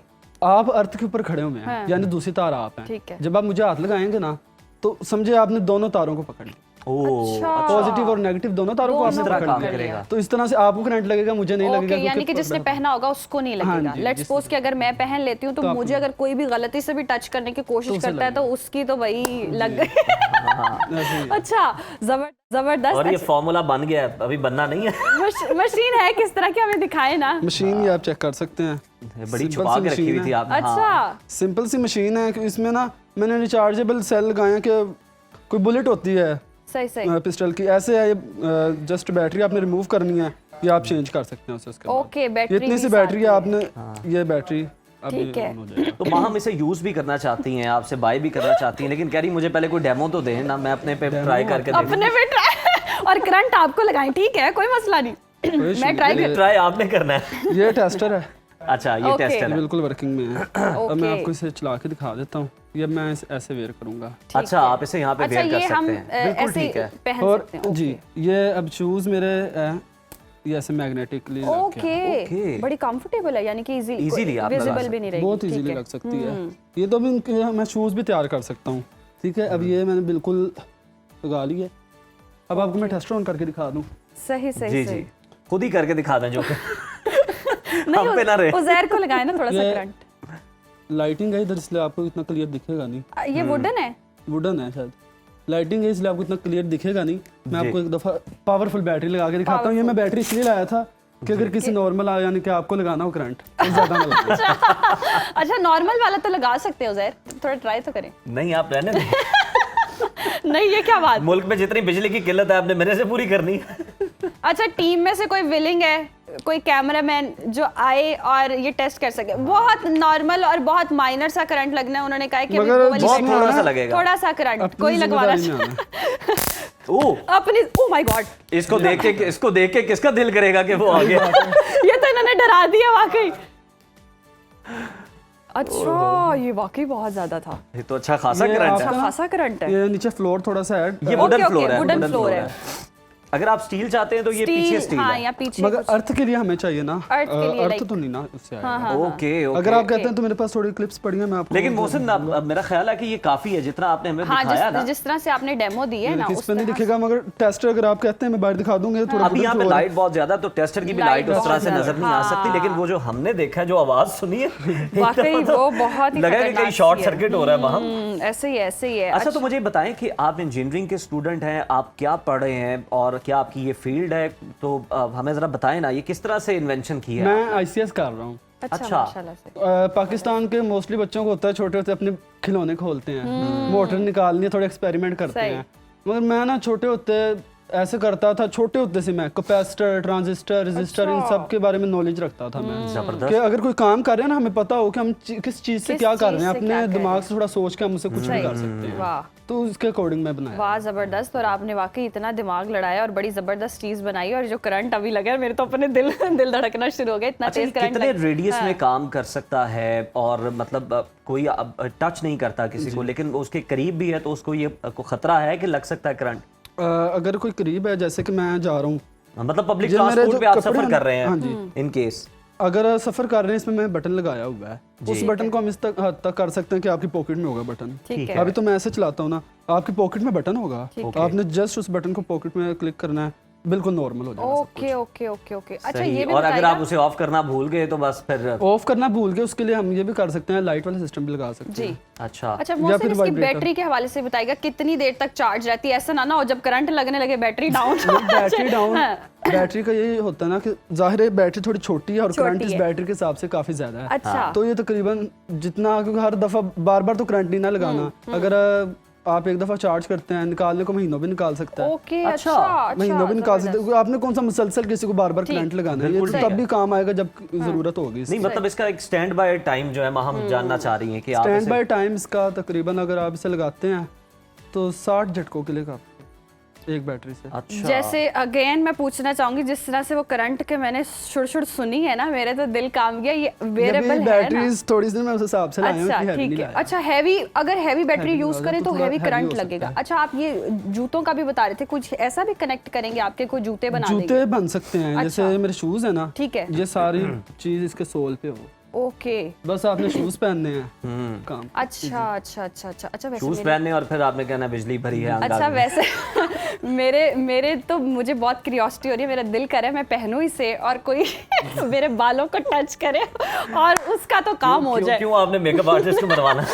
कोई ऐसा विलिंग एक इसका दफा जरा दोबारा एक test- दोबारा हाँ। दिखाए ना, इसकी पावर दिखाएं जरा आप। वो जो ऐसे आपने दिखाया ना वो करंट, वो अच्छा वैसे ये वाला ख्वाब जरा भी पूरा कैमरा हो गया। कैमरा जरा जूम करे, फोकस करे। एक सेकंड मोहसिन, ये अब देखें जरा। अब देखें जरा। ओह उफ उफ उफ ये अगले बंदे को लगता है, ये आपको नहीं लगेगा। आप सेफ हैं, लड़कियां मतलब लड़कियां अगर इसको पहनती हैं, लड़कियां सेफ हैं, दुनिया के किसी कोने में चले जाए। मोहसिन मुझे ये बताएं कि ये अगर आप इसको कमर्शियली लॉन्च करते हैं किसी के साथ मिलके, हम चाहेंगे कि कोई ना कोई ज़रूर आपको स्पॉन्सर करे कंपनी, टेक कंपनी, तो हमें ये बताएं कि कितनी कॉस्ट आएगी, इसका कितना वेट होता है, कितना इजी टू कैरी है ये? इसका वेट नॉर्मल जो मोबाइल फ़ोन होता है उससे तो काफ़ी कम होता है। अच्छा, ठीक है। बहुत कम होता है मोबाइल फ़ोन से। और इसकी कॉस्ट अगर मैं अपने बनाने कहूँ तो मेरे तो कॉस्ट मैं बता भी नहीं सकता, क्योंकि एक दफ़ा बनाए ना बिल्कुल बन जाए तो फिर हम कह सकते हैं। इसको पहली दफ़ा मैं बनाया, कंपोनेंट्स भी ख़राब हो गए मुझसे। अच्छा, तो दोबारा कंपोनेंट्स ठीक लिए, है। तो कंपोनेंट्स बार बार लेने की वो तो कॉस्ट अब मुझे भी नहीं याद होगी, मगर अब मैं जब फाइनल इसे बनाया ना, मेरी तकरीबन 4 to 5,000 लग गई। और ये सेल आप करना चाहें तो कितने का होगा फिर? ये सेल अगर मैं करना चाहूँ तो 6 to 7,000 का मैं कर लूँ, मगर इसका ना ये है कि मैं इसे नॉर्मली नहीं सेल करना चाहता। नॉर्मली नहीं करना क्योंकि चाहिए। आखिरी बात, हर एक चलिए, चीज़ का नेगेटिव और पॉजिटिव यूज बिल्कुल होता है। ऐसा ही हाँ, है। बिल्कुल लेट्स ठीक। सपोज बारिश हो जाती है, सिचुएशन थोड़ी बदल गई है और बारिश में लड़की जा रही है, जूता पहना छतरी हुआ भी नहीं। उठाई हुई है, जूता पहना और हुआ है, छतरी भी स्टील की। है ना, स्टील। लड़की को खुद तो नहीं करंट लग जाएगा? जी, मैं ये काफ़ी लोगों ने मुझसे भी पूछा था। इसका ये ना ये होता है वाटर प्रूफ। अच्छा, अब आपने पाँव के नीचे लगाया ना, हाँ, पाँव में और आप में दरमियान में क्या चीज़ आ रही है? आपके शूज शूज आ रहे हैं, तो इससे आपको करंट नहीं लगेगा। यहाँ तक कि अगर बारिश भी हो रही है ना, तो उसका आपसे कोई लेना देना नहीं होगा। लेना देना तब होगा जब कोई आपको हाथ लगाएगा, वाह, तब तक ये आपके कांटेक्ट में है ही नहीं है। इससे आपको जबरदस्त कुछ नहीं होगा। जबरदस्त। मोहसिन मोहसिन, मुझे जल्दी से बता दो कि कोई और इस तरह का मंसूबा या कोई और चीज़ भी आप बनाने का सोच रहे हैं? वो भी जी, हमें बता मैं दें जो भी अभी- माइंड में है, लेकिन आपने अमली तौर पे अभी नहीं बनाए। एक वो ग्लासेस थे जो अच्छा। ब्लाइंड पर्सन के लिए मैं बनाए थे, हाँ, और एक मैं अब बना ही रहा हूँ, अभी अंडर कंस्ट्रक्शन है, लेजर सिक्योरिटी सिस्टम। आपने मूवीज में देखा होगा, वो ज्यादा सारी लेजर्स होती हैं, किसी एक को भी टच करें तो अलार्म बजना स्टार्ट हो वाह, जाता है। सही। वो लेजर सिक्योरिटी सिस्टम मैं बना रहा हूँ। उसका ये लोग अपनी छतों पे लगा सकते हैं, वो सही। छतों पे ऐसे बगैर दिखने वाली एक पूरी बन जाएगी। यानी जो बिजली की तारें हम लगाते हैं उसकी जरूरत उसकी नहीं जरूरत पड़ेगी। नहीं, वो जरूरत नहीं वर्चुअल पड़ेगी। वायर्स होंगी, यानी लेजर होगी। जबरदस्त, मतलब यकीन है आप ये कर लेंगे। वाकई मौसम बहुत ज़बरदस्त काम कर रहे हैं आप, और बहुत शुक्रिया आपके वक्त का। और नाजरीन, इनको बस शो में बुलाने का मकसद यही था कि ये हमारा टैलेंट है, ये हमारा मुस्तकबिल है, और कोई टेक कंपनी जी इनको हायर कर सकती है। मुस्तकबिल में इनके लिए बहुत आगे रास्ते हैं, और ये मत सोचेगा कि हमने आवाम को डराना है, लेकिन यस, जो लोग तंग करते हैं ख़वातीन को, उनके लिए तो बहुत बड़ी एक डिवाइस आ गई है। वो बस अब एहतियात करें, क्योंकि हमारी जो नौजवान है, ये जो हमारे बच्चे हैं, इस तरह की भरपूर तैयारी करके बैठे कि कोई मैली आंख से लड़कियों को नहीं देख सकता। ऐसे ही है उज़ैर। अब बिल्कुल हम- ऐसे ही है हाँ। मैम। और यकीनन जहाँ तक इन्वेंशन की बात है, इजाद की बात है, तो इसमें हम बहुत पीछे हैं। हम किसी का जो काम पहले से हुआ होता है प्रीवियस, हम उसी को लेकर आगे चल रहे होते हैं, उसको थोड़ा सा मॉडिफाई कर लेते हैं, बजाय कि हम खुद अमली तौर पर मैदान में आए, कोई चीज़ इन्वेंट करें जो कि इंसानियत के काम के लिए, उसके भले के लिए जो है इस्तेमाल हो सके। तो इस तरह का जो टैलेंट है, जो ये काम कर रहा है, जिसको हम भी बहुत हाईलाइट कर रहे हैं, जबरदस्त, इसको हम बहुत प्रमोट भी कर रहे हैं और अप्रिशिएट भी कर रहे हैं, इसलिए ताकि जो दूसरे इदारे हैं, गवर्नमेंट है, प्राइवेट सेक्टर्स हैं, वो लोग भी आगे आएं और ऐसे टैलेंट को सपोर्ट करें, ताकि जनाब माशरे को खूबसूरत बनाया जा बिल्कुल सके। ऐसे ही। और ये सुन के ही मैं महफूज फील कर रही हूँ। ब्रेक पर चलते हैं। Welcome back viewers. ऐसा लगता है कि जैसे अभी तक हम 90 की दिहाई में जी रहे हैं और पत्थर के दौर में वापस पहुंच गए हैं। बिजली की फरामी जो पाकिस्तान जैसे गर्म मुल्क में बुनियादी ज़रूरत है, कोई लग्जरी नहीं है, याशी नहीं है, क्योंकि यहाँ पे गर्मी बहुत ज़्यादा है। 25-30 साल गुजर गए हैं, इस एक मसले को हल ही नहीं किया जा सका। वही बेबसी है, वही तवील लोड शेडिंग है। और हद तो ये कि इस्लामाबाद जैसे शहर में हर दूसरे घंटे के बाद लोड शेडिंग हो रही है, और हुकूमत इसको पीक रिलीफ स्ट्रेटजी का नाम दे रही है। पर मुझे तो ये सीधा साधा पब्लिक ग्रीफ स्ट्रेटजी नजर आता है, क्योंकि लोग दुहाइयां दे रहे हैं कि भाई जब कारोबार बंद हैं, मार्केट्स वीरान हैं, तो ये रात के 12-1 बजे तक के पीक आवर्स आखिर किसकी जेब भरने के लिए? ऊपर से स्लैब सिस्टम की तलवार ऐसी लटक रही है कि एक यूनिट ऊपर हुआ नहीं और बिल जनाब घर के किराए से भी ज्यादा बढ़ जाता है। ज़्यादा ही आता है, और आपका गुस्सा भी जायज़ है जिस तरह से आप बता रहे हैं। लेकिन जब वज़ीर तवानाई अवैस लकारी साहब की दलील ये हो कि जी 2 घंटे बिजली बंद करके हम 50 अरब बचा लेंगे, तो बिजली क्यों देना चाहेंगे? वो सवाल है जी। और 2013 से 2024 तक अवाम की जेबों से 49 अरब डॉलर्स निकलवा कर IPPs को दिए गए, और इन प्लांट्स के पैसे भी हम दे रहे हैं जो 1 यूनिट बिजली पैदा नहीं कर रहे। और अब भी वही चक्कर चल रहा है, और इस वक्त अवाम को सिर्फ जी 18,000 मेगावाट बिजली चाहिए और हमारी जो इंस्टॉल कैपेसिटी है वो 45,000 मेगावाट से ज़्यादा है, मगर बन नहीं पा रही और सिर्फ 13,000 मेगावाट है। तो अवाम बिजली का इस्तेमाल कम कर रहे हैं और इसके बावजूद जी गुज़श्ता 3 सालों में बिजली की कीमत में 155% तक इजाफा हो चुका है और फिर भी मुल्क के गरीब आवाम जो हैं वो अंधेरे में हैं। माहम, ये तो चले, जो तकलीफ तो दी जाती है वो अपनी जगह, लेकिन जो दलील दी जाती है ना, वो लगता है कि आप जख्मों पे ना नमक पाशी कर रहे हैं, किसी के गिरा रहे हैं। बिल्कुल ऐसे ही है। फिर आप ये कहेंगे कि जनाब फर्नेस ऑयल बड़ा महंगा है तो हम मिट्टी का तेल खरीदते हैं, लाल टैनों में जनाब वो डालें पुराने वक्तों की तरह, वो आप अपने साथ लेके कैरी करें। और जहाँ तक आपको ठंडी हवा चाहिए तो आप जनाब जंगलों में निकल हाथ नहीं, हाथ वाला पंखा इस्तेमाल करें, आपके फोर आर्म्स के, आपके बाजू के मसल्स भी बल्कि मजबूत होंगे। ये दलील भी सुनने को मिल सकती है। इस दलील के साथ मुझे वही वाली दलील याद आ गई कि टमाटर महंगे तो क्या हुआ, मत खाएं, दही का इस्तेमाल करें। अब देखिए आटा महंगा तो केक खाएं, केक खाएं। ऑल्टरनेटिव वेज बताते जरूर हैं। अब ऑल्टरनेट वेज अगर निकालें हैं आवाम ने, अगर सोलर सिस्टम पे आए तो वहां भी आपने चार्जेस मौसूल करना शुरू कर दिए, तो समझ नहीं आ रही आवाम के साथ कर क्या रहे हैं। Energy expert doctor Shoaib Ahmed से ही जानेंगे कि ये सारा क्या है। बहुत शुक्रिया डॉक्टर साहब आपके वक्त का। पाकिस्तान की इंस्टॉलेटेड जो कैपेसिटी है वो 45,000 मेगावाट से ज़्यादा है। ज़रूरत अगर आधी से भी कम रह गई है तो इसके बावजूद हम देख रहे हैं 14 घंटे की लोड शेडिंग, इसका जवाब नहीं बनता।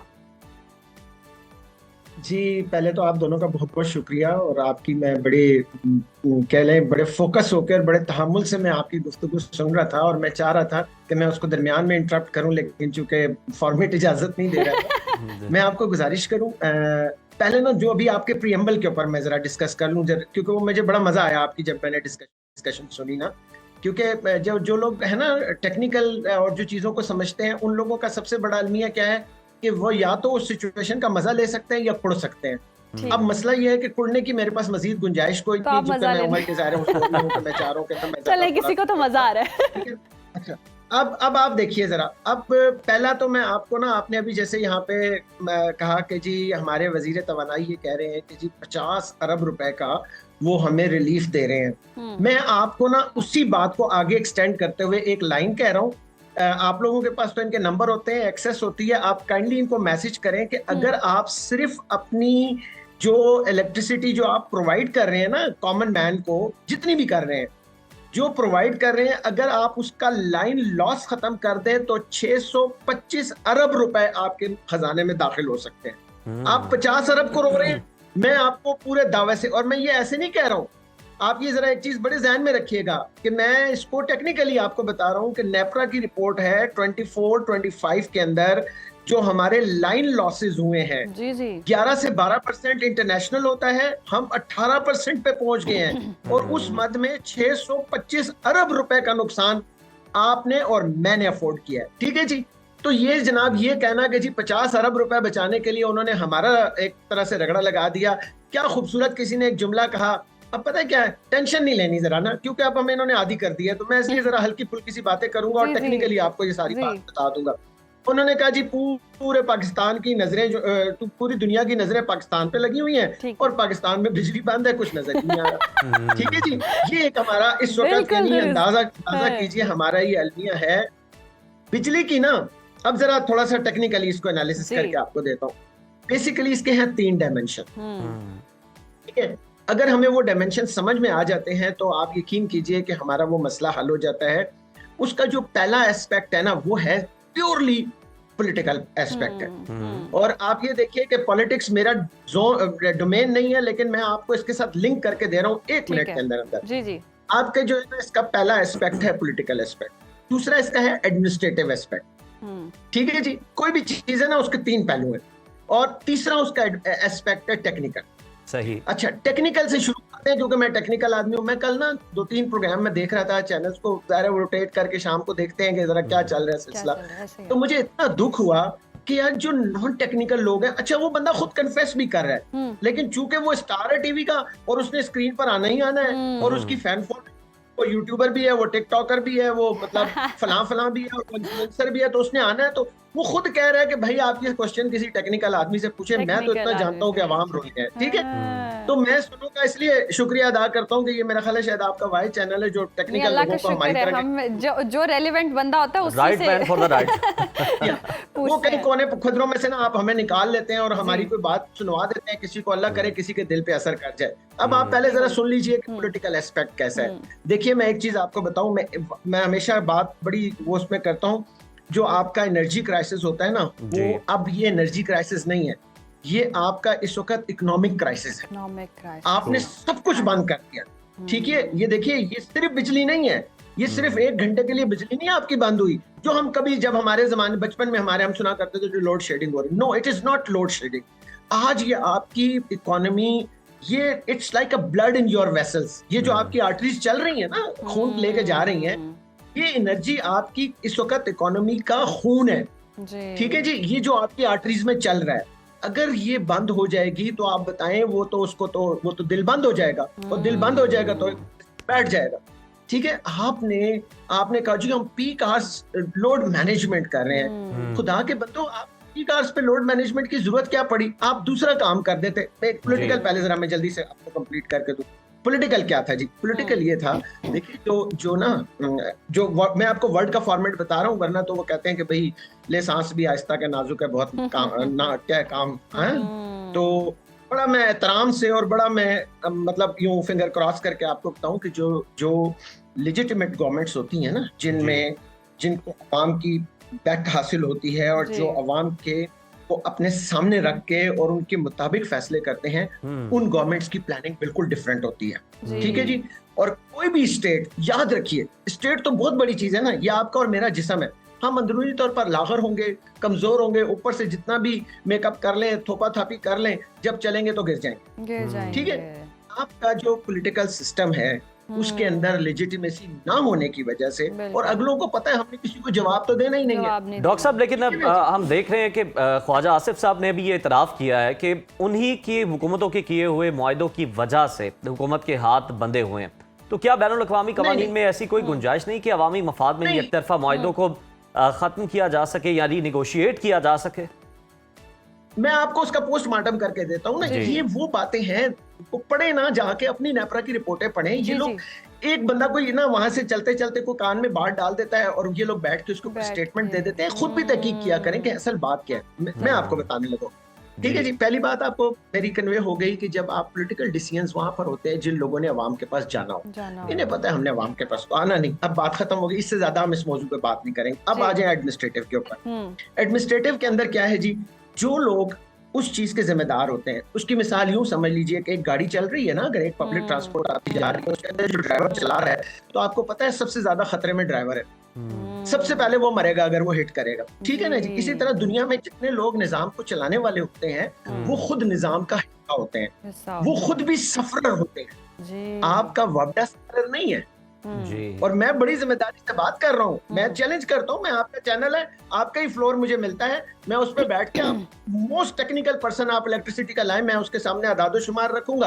अब उतारे जूता मेरे सर में मार दे उस वक्त अगर उसको नहीं यकीन आता, ठीक है जी। मैं तो चैलेंज कर रहा हूँ ना जी, मैं आपके चैनल की स्क्रीन के ऊपर बैठ के। डॉक्टर साहब, बिल्कुल ये चैलेंज हम यकीनन इस पे चाहेंगे कि हुकूमती मौक़िफ़ भी कोई आए। हमें ये भी बता दें कि पहले बात हो रही थी कि जनाब सोलर से बिजली जो है वो बड़ी प्रोड्यूस हो रही है, तो हमने ये जो बिजली बना रहे हैं जो कि इतनी ज्यादा एक्सेसिव है, हमने इसको कहाँ बेचना है। अब आप कोई और दलीलें दे रहे हैं और अब आप जो है लोड शेडिंग कर रहे हैं, और वो भी गैर एलानिया हो रही है। अपनी ही बात से कंट्राडिक्ट कर रहे हैं। मैं आ रहा हूँ ना उस तरफ, जरा 2 मिनट मुझे दीजिएगा। अच्छा जी, क्या हुआ जनाब, मैंने आपसे क्या गुजारिश की कि जो लोग सिस्टम के रिस्पॉन्सिबल होते हैं ना, वो खुद बस सफरर होते हैं, उनको पता है मैं गाड़ी चला रहा हूँ, हिट होगी तो मैं मरूंगा। जो आपका इसका जिम्मेदार है, नंबर 1, उसको बिजली के पैसे नहीं देने पड़ते। जरा मेरी बात सुन लीजिएगा प्लीज। मेरा जिन की तरफ इशारा है। दूसरा, उनके यहाँ लोड शेडिंग नहीं होती, तो वो क्यों मुतासिर होंगे? उन्होंने तो फिर आप और मुझ पर ही बदले उतारने हैं ना, जब वो खुद इसमें मुतासिर नहीं है। और तीसरी बात, अब आ जाइए जनाब इसके टेक्निकल एस्पेक्ट के ऊपर। देखिए हमारा क्या है, हमारा मसला, मैं बड़े एहतराम और एहतियात के साथ ये कह रहा हूँ कि हमारा मसला बिजली की कमी का नहीं है। ये मेरी बात जरा प्लीज आप सुनेंगे। ठीक है जी, हमारा मसला बिजली की कमी का नहीं है। हमारा मसला है नंबर 1, एक तो बिजली महंगी जी, क्यों महंगी है ये भी मैं अभी आपको बताता हूँ। दूसरा, गैर मुतवाजन डिस्ट्रीब्यूशन, जहां चाहिए वहां नहीं है, जहां नहीं चाहिए वहां पर है मौजूद है बिजली। ठीक। तीसरी चीज, जी जी, जो आपका ट्रांसमिशन एंड डिस्पैच सिस्टम है, ठीक है। वो इस वक्त इतना पुअर है, आपके ट्रांसफार्मर से लेकर आपकी लाइन से लेकर everything is so poor and so mismanaged जी, कि जो बिजली है वो आपके सारिफ तक एक्चुअली पहुंच ही नहीं पहुंच ही नहीं पा रही है। सही। मेरी गुजारिश आप तक कन्वे हुई। जी जी जी, इसलिए बिल्कुल जब ऐसे हम ही ये कहते हैं ना कि शॉर्टेज है, तो हम अपना सारा का सारा जो बिल्कुल टेक्निकल शुएब जो साहब, हमारा बहुत ही वैलिड पॉइंट आपके आ गए हैं और नो डाउट बहुत ही एक्यूरेट बातें हैं। वक्त की किल्लत है और यकीनन मौजू जो है बहुत इंपॉर्टेंट है। किसी और दिन इस पर मजीद डिस्कशन भी करेंगे। ऐसे ही है कि आवाम की जेबों पर बोझ डाल दिया जाता है लेकिन हुकूमती कोई पॉलिसी बनती नहीं है। बिजली महंगी है और ये बहुत ही वाकई सोशल मीडिया पर भी हम मीम्स देख रहे हैं कि पूरी दुनिया की नज़रें पाकिस्तान पर हैं। पाकिस्तान का मुस्तकबिल जो है रोशन है लेकिन अंधेरों में डूबा हुआ, बिजली नहीं आ रही है। तो आवाम को इस पर कुछ सोचने की जरूरत है। अभी वक्त हुआ ब्रेक का, देखते रहिए सुनो पाकिस्तान। Welcome back. माहम, आपको बचपन में, वैसे तो अभी भी आपका बचपन ही चल रहा है, अब तो खुश है ना आप इस बात वैसे आपको बचपन की वो याद आती होगी कि फिल्मों में जिस तरह से आप देखती हैं कि कोई पेंडुलम जो है वो घूम रहा है, जो किसी भी कैरेक्टर को मदहोश करने या मर्जी की मालूमात उगलवाने के लिए इस्तेमाल किया जाता था। और हमारे जहनों में हिप्नोटिज्म का मतलब ही यही है कि किसी की आंखों में आंखें डालो, चुटकी बजाओ और वो बंदा आपका गुलाम बन जाए, आपकी मर्जी के ताबे हो जाए। लेकिन जो वक्त गुजरा और लोगों ने इस पर रिसर्च की तो पता चला कि ये तो एक पूरी साइंस है, एक ऐसा तरीका है जिसमें हम अपने ही दिमाग के उस कमरे में झांकते हैं जिसे हम लाशऊर कहते हैं। बिल्कुल। और आपकी बात सुनने के बाद मुझे वही याद आ रहा है, ब्लू आइज हिप्नोटाइज।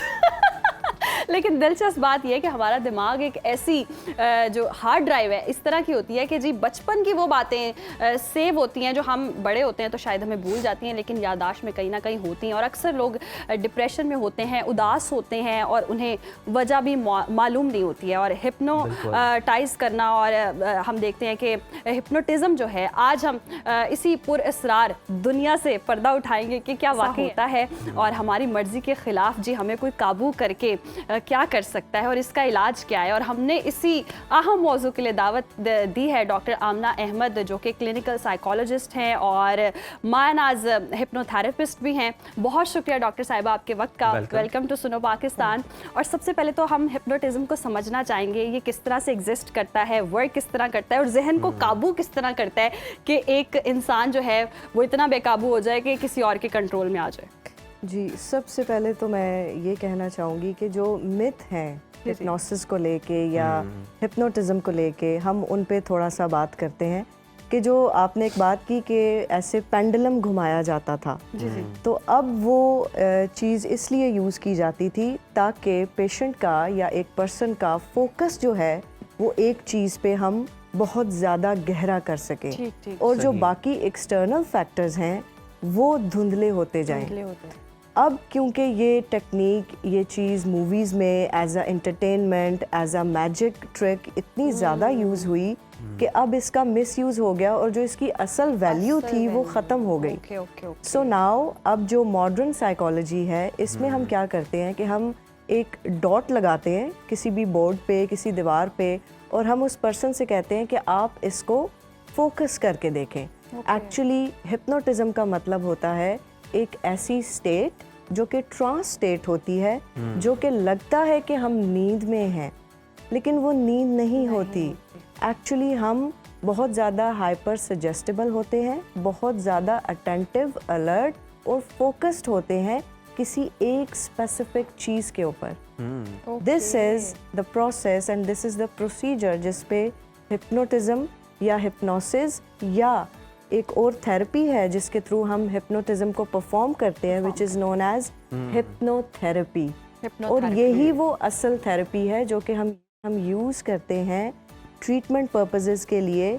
वो बीमारियां जो सिर्फ अद्वियात से और अदर ट्रीटमेंट से ठीक नहीं हो रहे होते, तो here comes the role of hypnosis and hypnotherapy कि वो इस हद तक एडवांस और आप कह सकते हैं कि बेनिफिशियल होता है इन द ट्रीटमेंट कि पेशेंट उससे बहुत जल्दी रिकवर कर जाता है। अच्छा आमना, नफ्सियात के अकॉर्डिंगली अगर हम देखें तो शऊर और लाशऊर के दरमियान वो कौन सा मोमेंट होता है जब हिप्नोटिज्म का अमल शुरू होता है? बिल्कुल, this is a very important question. आपने बहुत अच्छी बात पूछी। हमारे ब्रेन के 3 पार्ट्स हैं एक्चुअली। एक हमारा कॉन्शियस माइंड जो कि अभी है कि आप और मैं बात कर रहे हैं, आप मेरी बात को सुन के आपके माइंड में क्वेश्चन आ रहा है, एक लॉजिक आ रही है, रीजनिंग आ रही है, this is the conscious mind. ये इसकी एग्जांपल हम ऐसे लेंगे कि एक वॉचमैन है और वो बिल्डिंग के बाहर बैठा हुआ है, वो हमारा कॉन्शियस माइंड है। जब तक वो इंफॉर्मेशन को चेक नहीं करेगा वो अंदर एंटर नहीं हो सकती, राइट? हम क्या करते हैं, हम उस चौकीदार को थोड़ी देर के लिए एक्सट्रीम रिलैक्स कर देते हैं, स्लीप टाइप मोड में ले जाते हैं ताकि हम उस बिल्डिंग में आपके सब कॉन्शियस माइंड में एंटर कर सकें और सब कॉन्शियस माइंड में आपके बहुत ज़्यादा इमोशंस, आपकी पुरानी मेमोरीज, आपका सारा डाटा मौजूद होगा जो अभी तक आपकी मेमोरी में सेव्ड है। So there is a direct access through hypnosis कि हम उस आपके पार्ट ऑफ ब्रेन को जो है वो रिलैक्स करके हम आपके सब कॉन्शियस में चले जाते हैं। And that pendulum trick is the trick जिसमें हम आपको कहीं और बिजी करके डायरेक्ट आपके सब कॉन्शियस तक चले जाते हैं। And then we suggest things and the person act according. अच्छा, हम आपको ये भी कहेंगे कि हमें हिप्नोटाइज करके भी दिखाएं, लेकिन उससे पहले एक छोटा सा क्वेश्चन है। कुछ लोग होते हैं सेल्फ हिप्नोटिज्म की तरफ भी जाते हैं। अक्सर मैं रील्स वीडियोस देखती होती हूँ सोशल मीडिया पे कि खुद को हिप्नोटाइज करे, तो ऐसा मुमकिन होता है? जी, ऐसा मुमकिन होता है। बहुत सी एप्स, बहुत सी चीज़ें इस चीज़ के लिए यूज़फुल हैं, लेकिन इसमें हमें बहुत ज़्यादा जो है वो प्रिकॉशनरी मेजर्स लेने चाहिए, क्योंकि जो वीडियोस वगैरह होती हैं वो रिकॉर्डेड होती हैं और आपका क्या रिस्पॉन्स आ रहा है उस हिप्नोसिस पे जो कि आप सेल्फ इंड्यूस कर रहे हैं या सेल्फ इंडक्शन कर रहे हैं, जब थेरेपिस्ट के पास होते हैं वो आपकी हर बॉडी पार्ट को, आपकी मूवमेंट को, आपके जेस्चर्स को मेजर कर रहा होता है और उसके अकॉर्डिंग हिप्नोसिस लेके चल रहा होता है। And when you are just focused on a video और ऑन एन एप्लीकेशन, तो आप बिना कुछ देखे उसको कर रहे होते हैं जो कि लोगों के लिए बहुत खतरनाक साबित होता है। अच्छा, हम चाहेंगे कि अब हमने भी जिस तरह से कहा, मैं होना चाहती हूँ, हिप्नोटाइज होना चाहती हूँ, कुछ आप सेशन दिखाएं, क्योंकि हमारा एक बड़ा मसला है, हमारी पूरी टीम से भी आप गवाही ले सकती हैं। वो ये जानना चाहते हैं कि माम कहती है कि मेरी लाइफ में एक चीज़ है, एग्जिस्ट नहीं करती। हम देखना चाहते हैं कि अब उनके माइंड में भी एग्जिस्ट नहीं करती, ये सच बोल रही हैं? दूर दूर तालमेल है। चलें, ये देख लें इन्होंने क्या लाइव वो बना दिया। चलें, एज यू विश हम परफॉर्म कर लेंगे, but I want to let you know कि हिप्नोसिस का मतलब ये बिल्कुल नहीं होता कि मैं आपसे कोई भी गुप्त जो है वो आपके राज ले लूँगी। आप जो कुछ बताएंगी अपनी मर्जी से बताएंगी और डेफिनेटली उन चीज़ों को रिलेट करके बता रही होंगी और आप लोगों को जानने जी का तो और आप कॉन्शियस में होंगी और आप जब चाहें इस ट्रांस से खुद बाहर आ सकते हैं, क्योंकि लोगों को क्यूरियोसिटी होती है, इसलिए हम चाह रहे हैं, अदरवाइज और कोई मकसद नहीं है। तो लेट्स सी कि मेरे दिमाग में नहीं, वो कह रही मेरे राज तो नहीं लेना चाहती ना। चल, वैसे दोनों पे होगा, अगर मेरे इकट्ठे देखें, किसी एक को तो फोकस रखना चाहिए ना, पता तो चले। टाइम हिप्नोटाइज कर सकते हैं? हाँ, मैं इंस्ट्रक्शंस दे सकती हूँ। टाइम कम है ना, तो हम दोनों it depends, this depend on the person. ठीक है, कि हो सकता है कुछ लोग 5 मिनट में हो जाते हैं, कुछ लोग 2 मिनट में हो जाते हैं और कुछ लोग 20 मिनट में होते हैं। So it depends and it varies according to the person. नहीं, हम दोनों के माइंड पर, हम क्योंकि शो में हम दोनों ही है ना। मुझे भी घसीटना साथ। चलें, ओके, आप अपनी आंखें बंद कर लें। ओके, ठीक है। And just try to make yourself relax. अपना सारा वेट इस चेयर पे डाल दें। किसी किस्म का कोई थॉट, कोई चीज़ अगर आपके माइंड में आ रही है उसको आने दें, उसको रोक के नहीं रखना और उसको वापस जाने दें। And just feel that you are the most lightest thing on the earth. और जब जब आप सांस लें तो ये इमेजिन करें कि आपकी पलकें हर सांस के साथ भारी हो रही हैं। And just stay in this moment and just be relaxed. मेरे हर काउंट करने पे अपने आप को मज़ीद ढीला छोड़ें। 1 2 3 4 5। अब हम डीप ब्रीदिंग करेंगे, जिसको हम नाक से इनहेल करेंगे, 5 सेकंड के लिए होल्ड करेंगे और 5 सेकंड के लिए थ्रू योर माउथ एक्सहेल करेंगे।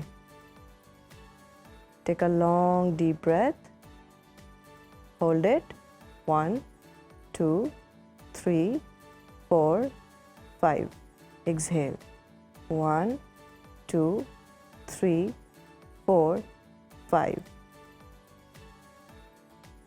and now just imagine yourself at a place जो कि आपकी सबसे फेवरेट हो, सबसे प्यारी हो, और अपने आप को वहाँ मौजूद तसव्वुर करें। अब आप उस जगह के बारे में बता सकते हैं, whoever wants to tell first, कि वो जगह कौन सी है, आप ख़ुद को कहाँ स्टैंड कर रहे हैं और क्या देख रहे हैं। पहाड़ है, पहाड़, समंदर है, समंदर है, घास पे मैं लेटी हूँ, ओके, तितलियाँ, राइट, और बहुत प्यारा मौसम। राइट। आप उस पानी को छूना चाहती हैं? यस। तो अब आप अपने आप को उसके नज़दीक जाता हुआ देखें और एक लंबी गहरी सांस लें and try to touch the water.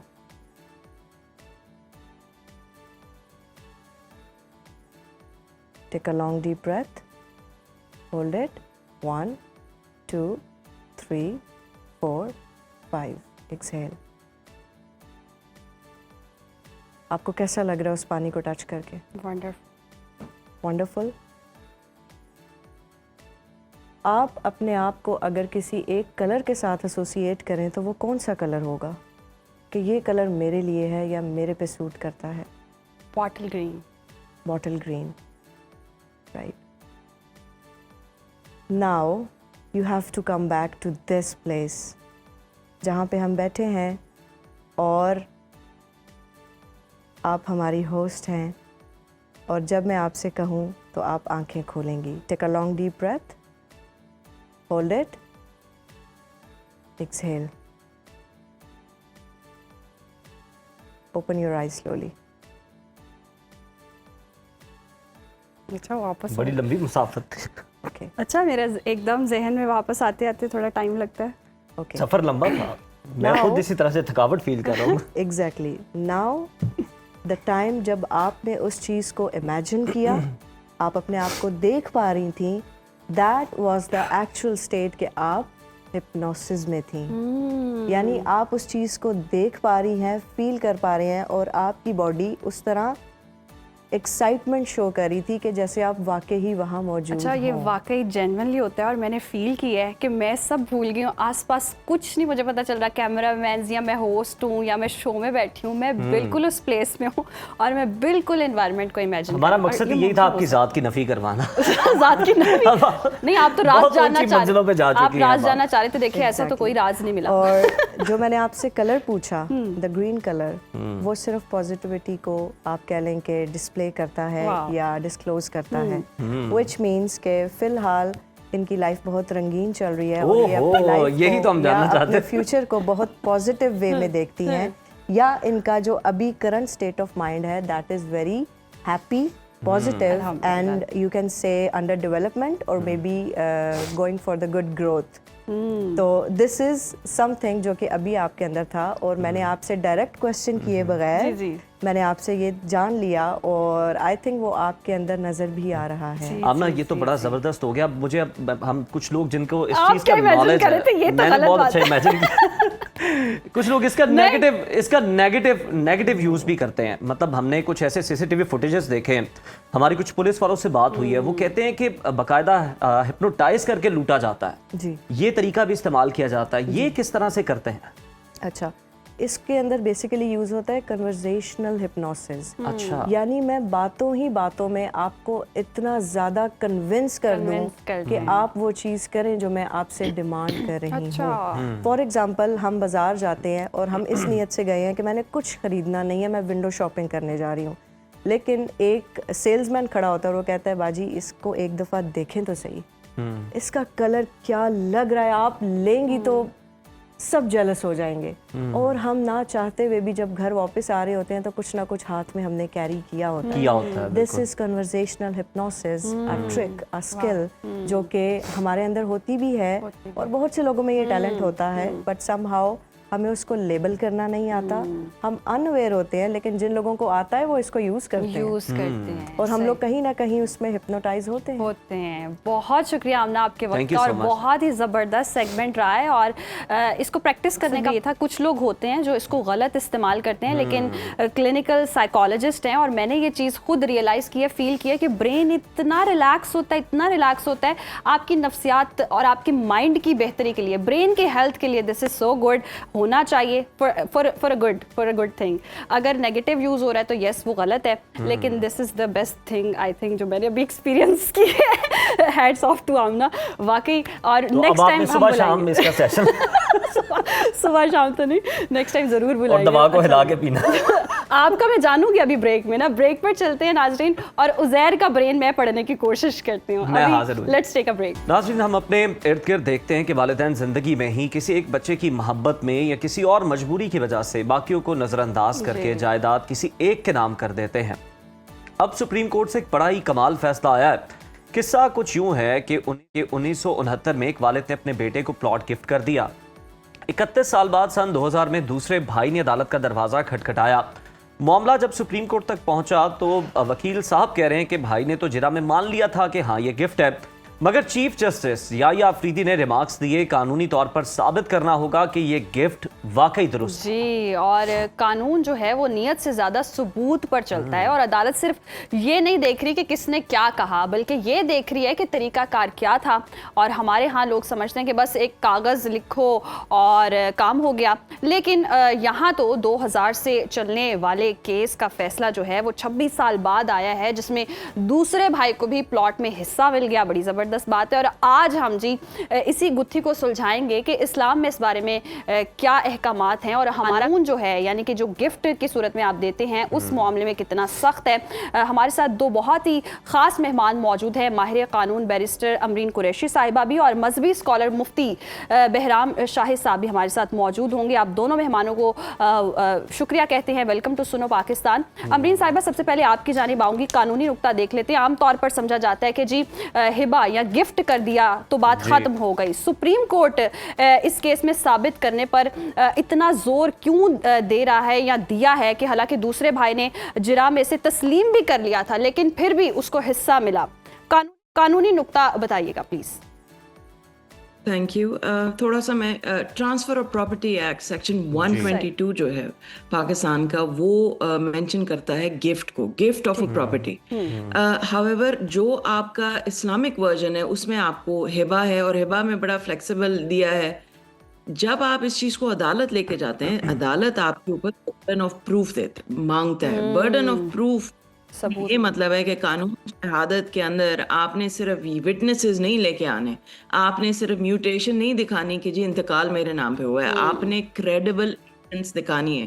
Credible evidence का ये मतलब है कि शक ही ना पीछे रह जाए कि भाई ये प्रॉपर्टी आपकी सिर्फ और सिर्फ आपको दी है।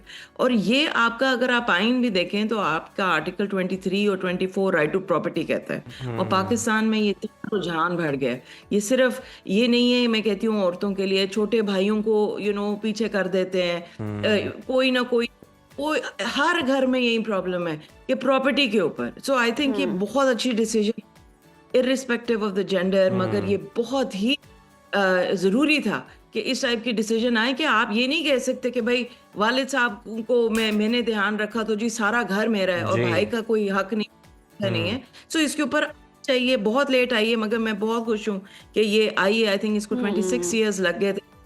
ये बहुत अच्छी डिसीजन। बिल्कुल बिल्कुल, आप इस फैसले को सराह भी रही हैं। मुफ्ती साहब, इस्लाम में वालिद को अपनी ज़िंदगी में जायदाद तकसीम करने का इख्तियार तो है, लेकिन क्या शरई तौर पर एक ही वारिस को सब कुछ देकर बाकियों को महरूम करना जायज़ है? इसकी इजाज़त है?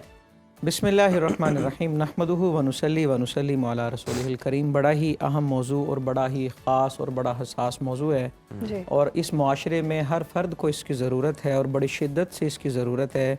कुरान पाक की अगर तालीमात को देखा जाए तो ये वरासत के अहकाम को जानना, इसको फ़र्ज़ उलूम में कहा जाता है, और इल्मुल मीरास को इल्मुल फ़राइज़ के नाम से ही ताबीर किया जाता है कि ये फ़र्ज़ उलूम है और इनका जानना बहुत ज़रूरी है। सबसे पहले तो ये देख लें कि ये विरासत का जो हक़ है ये किसका है जी? ये हुकूकुल्लाह में से है। अल्लाह ने सबके हिस्से मुकर्रर किए और सबके हिस्से मिलेंगे, और सबको देना है। इंसान ज़िंदगी में कोई शक नहीं कि अपने माल का मालिक है, उसे मुकम्मल तसर्रुफ़ और इख्तियार हासिल है, वो जैसे चाहे जितना चाहे जहाँ खर्च करे, लेकिन इस नज़रिए से किसी एक को देना कि बाकियों को महरूम कर दूँगा, ये जुल्म है, ज़्यादती है, इसकी कतई इजाज़त नहीं। एक सहाबी रसूल हैं गालिबन हज़रत सैयदना नुमान बिन बशीर रज़ी अल्लाह ताला अन्हु, उनके वालिद हुज़ूर अलैहिस्सलातु वस्सलाम की बारगाह में, हज़रत नुमान बिन बशीर रज़ी अल्लाह ताला अन्हु के वालिद हुज़ूर अलैहिस्सलातु वस्सलाम की बारगाह में हाजिर होते हैं कि मैंने अपने बेटे को ख़ास चीज़ें जो हैं वो देनी है। और हुज़ूर अलैहिस्सलातु वस्सलाम पूछते हैं इस तरह की चीज़ें आपने अपनी जायदाद में से बाकी बच्चों को भी देनी है या नहीं देनी?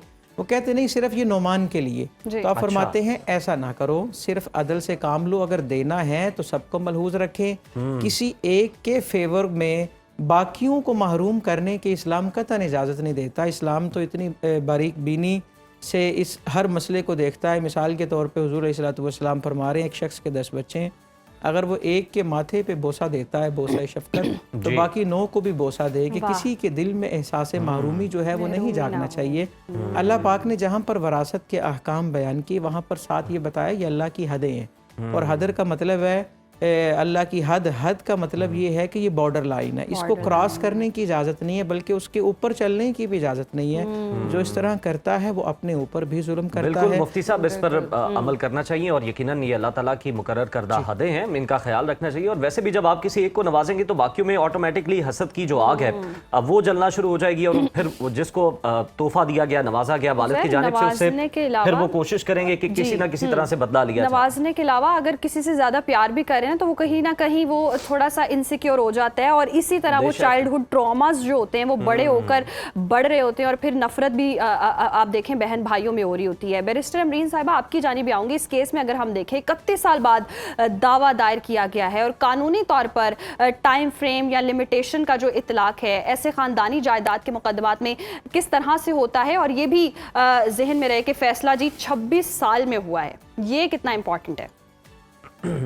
पहले मैं ये भी बता दूं कि जो लॉ ऑफ लिमिटेशन है जिस पॉइंट पे आप आना चाह रहे हैं, लॉ ऑफ लिमिटेशन जो है वो इनहेरिटेंस मैटर पे, प्रॉपर्टी, फैमिली प्रॉपर्टी डिस्प्यूट्स पे नहीं लाए करता। तो वो जो सुन भी रहे हैं, अगर कोई आपकी ऐसी प्रॉपर्टी है जो पिछले 10 साल से आपके भाई ने ले ली है, तो इसका ये मतलब नहीं है कि बहुत टाइम गुजर गया और अभी अदालत आपको इंसाफ नहीं देगी। अदालत डेफिनेटली इंसाफ देगी, क्योंकि लिमिटेशन का जो इशू है वो उसमें बड़ा लीनियंट आप कि जजेस उसको अलाउ कर देते हैं। क्योंकि जो बात अभी मुफ्ती साहब कह रहे थे कि ये आपको वैसे लीगली नहीं मिलता, शरिया अल्लाह आपको देता है, ये हक आपको दिया है और आप इस चीज को ना किसी का ले सकते हैं इस तरीके से, नाजायज तरीके से, और आपको इस चीज का ये भी पता होना चाहिए कि ये आपका हक है, आपको जरूर इससे लड़ना चाहिए।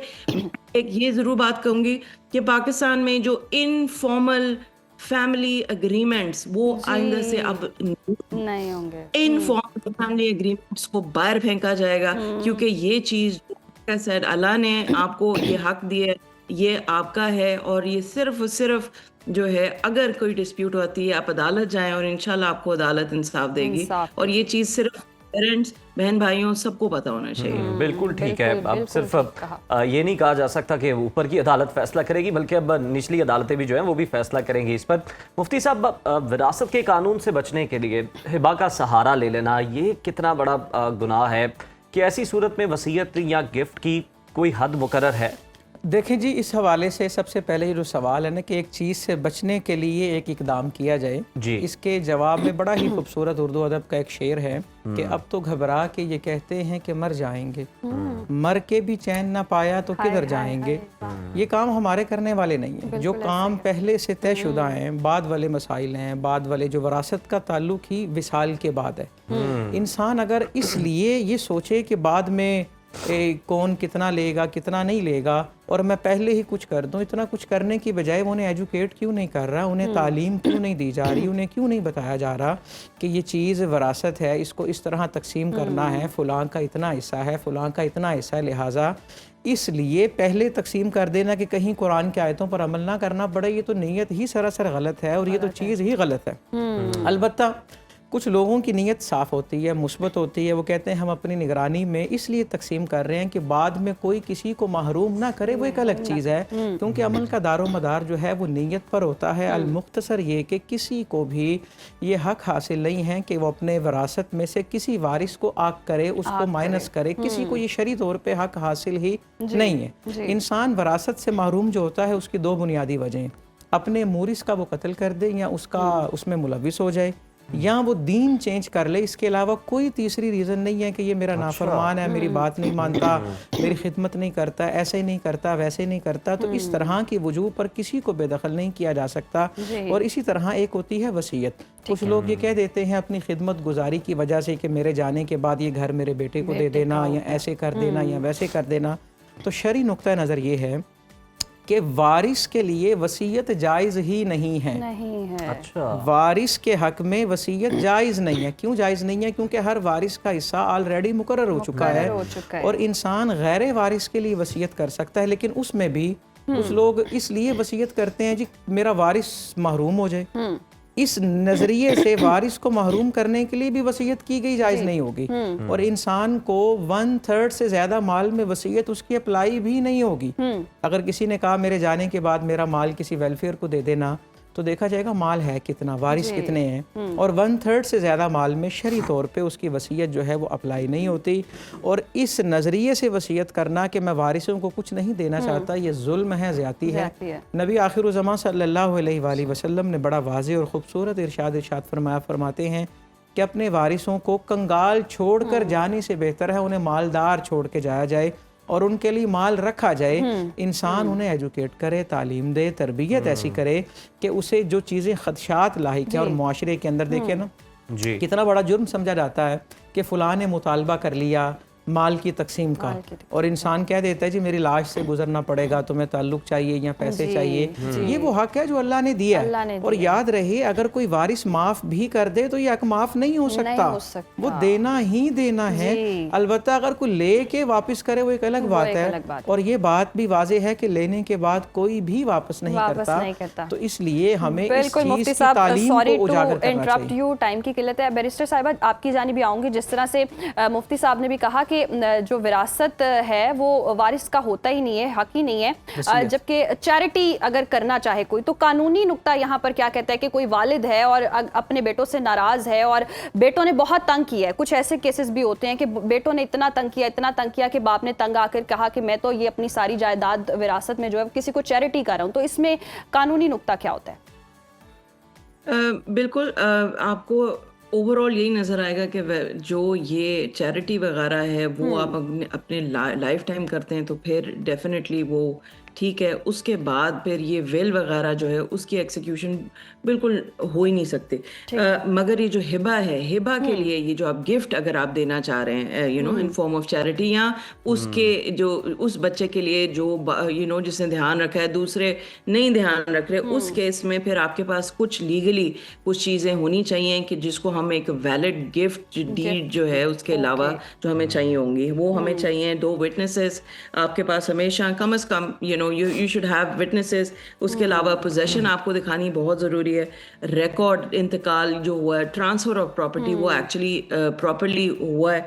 और लास्टली ये बिल्कुल ठीक है अमरीन साहिबा, बहुत शुक्रिया, आपके वक्त का पास ख़त्म हो चुका है और बहुत ही ज़बरदस्त मौजू है। सुप्रीम कोर्ट की जानिब से 26 साल के बाद ये फैसला आया है और यकीनन ये एग्जाम्पल बन चुका है और बाकी केसेस में भी इस फैसले का हवाला दिया जाएगा जो कि निचली अदालतों के लिए भी काबिल कबूल है। यानी कि अब आवाम जो है अदालतों पर यकीन रखें। अक्सर कहा जाता था जी बस ऊपर की अदालत से फैसला मिलेगा, वाकई अब नीचे की अदालतों से भी फैसला जो है वो आपके हक में आ सकता है। हमें दीजिए इजाजत, अल्लाह हाफ़िज़।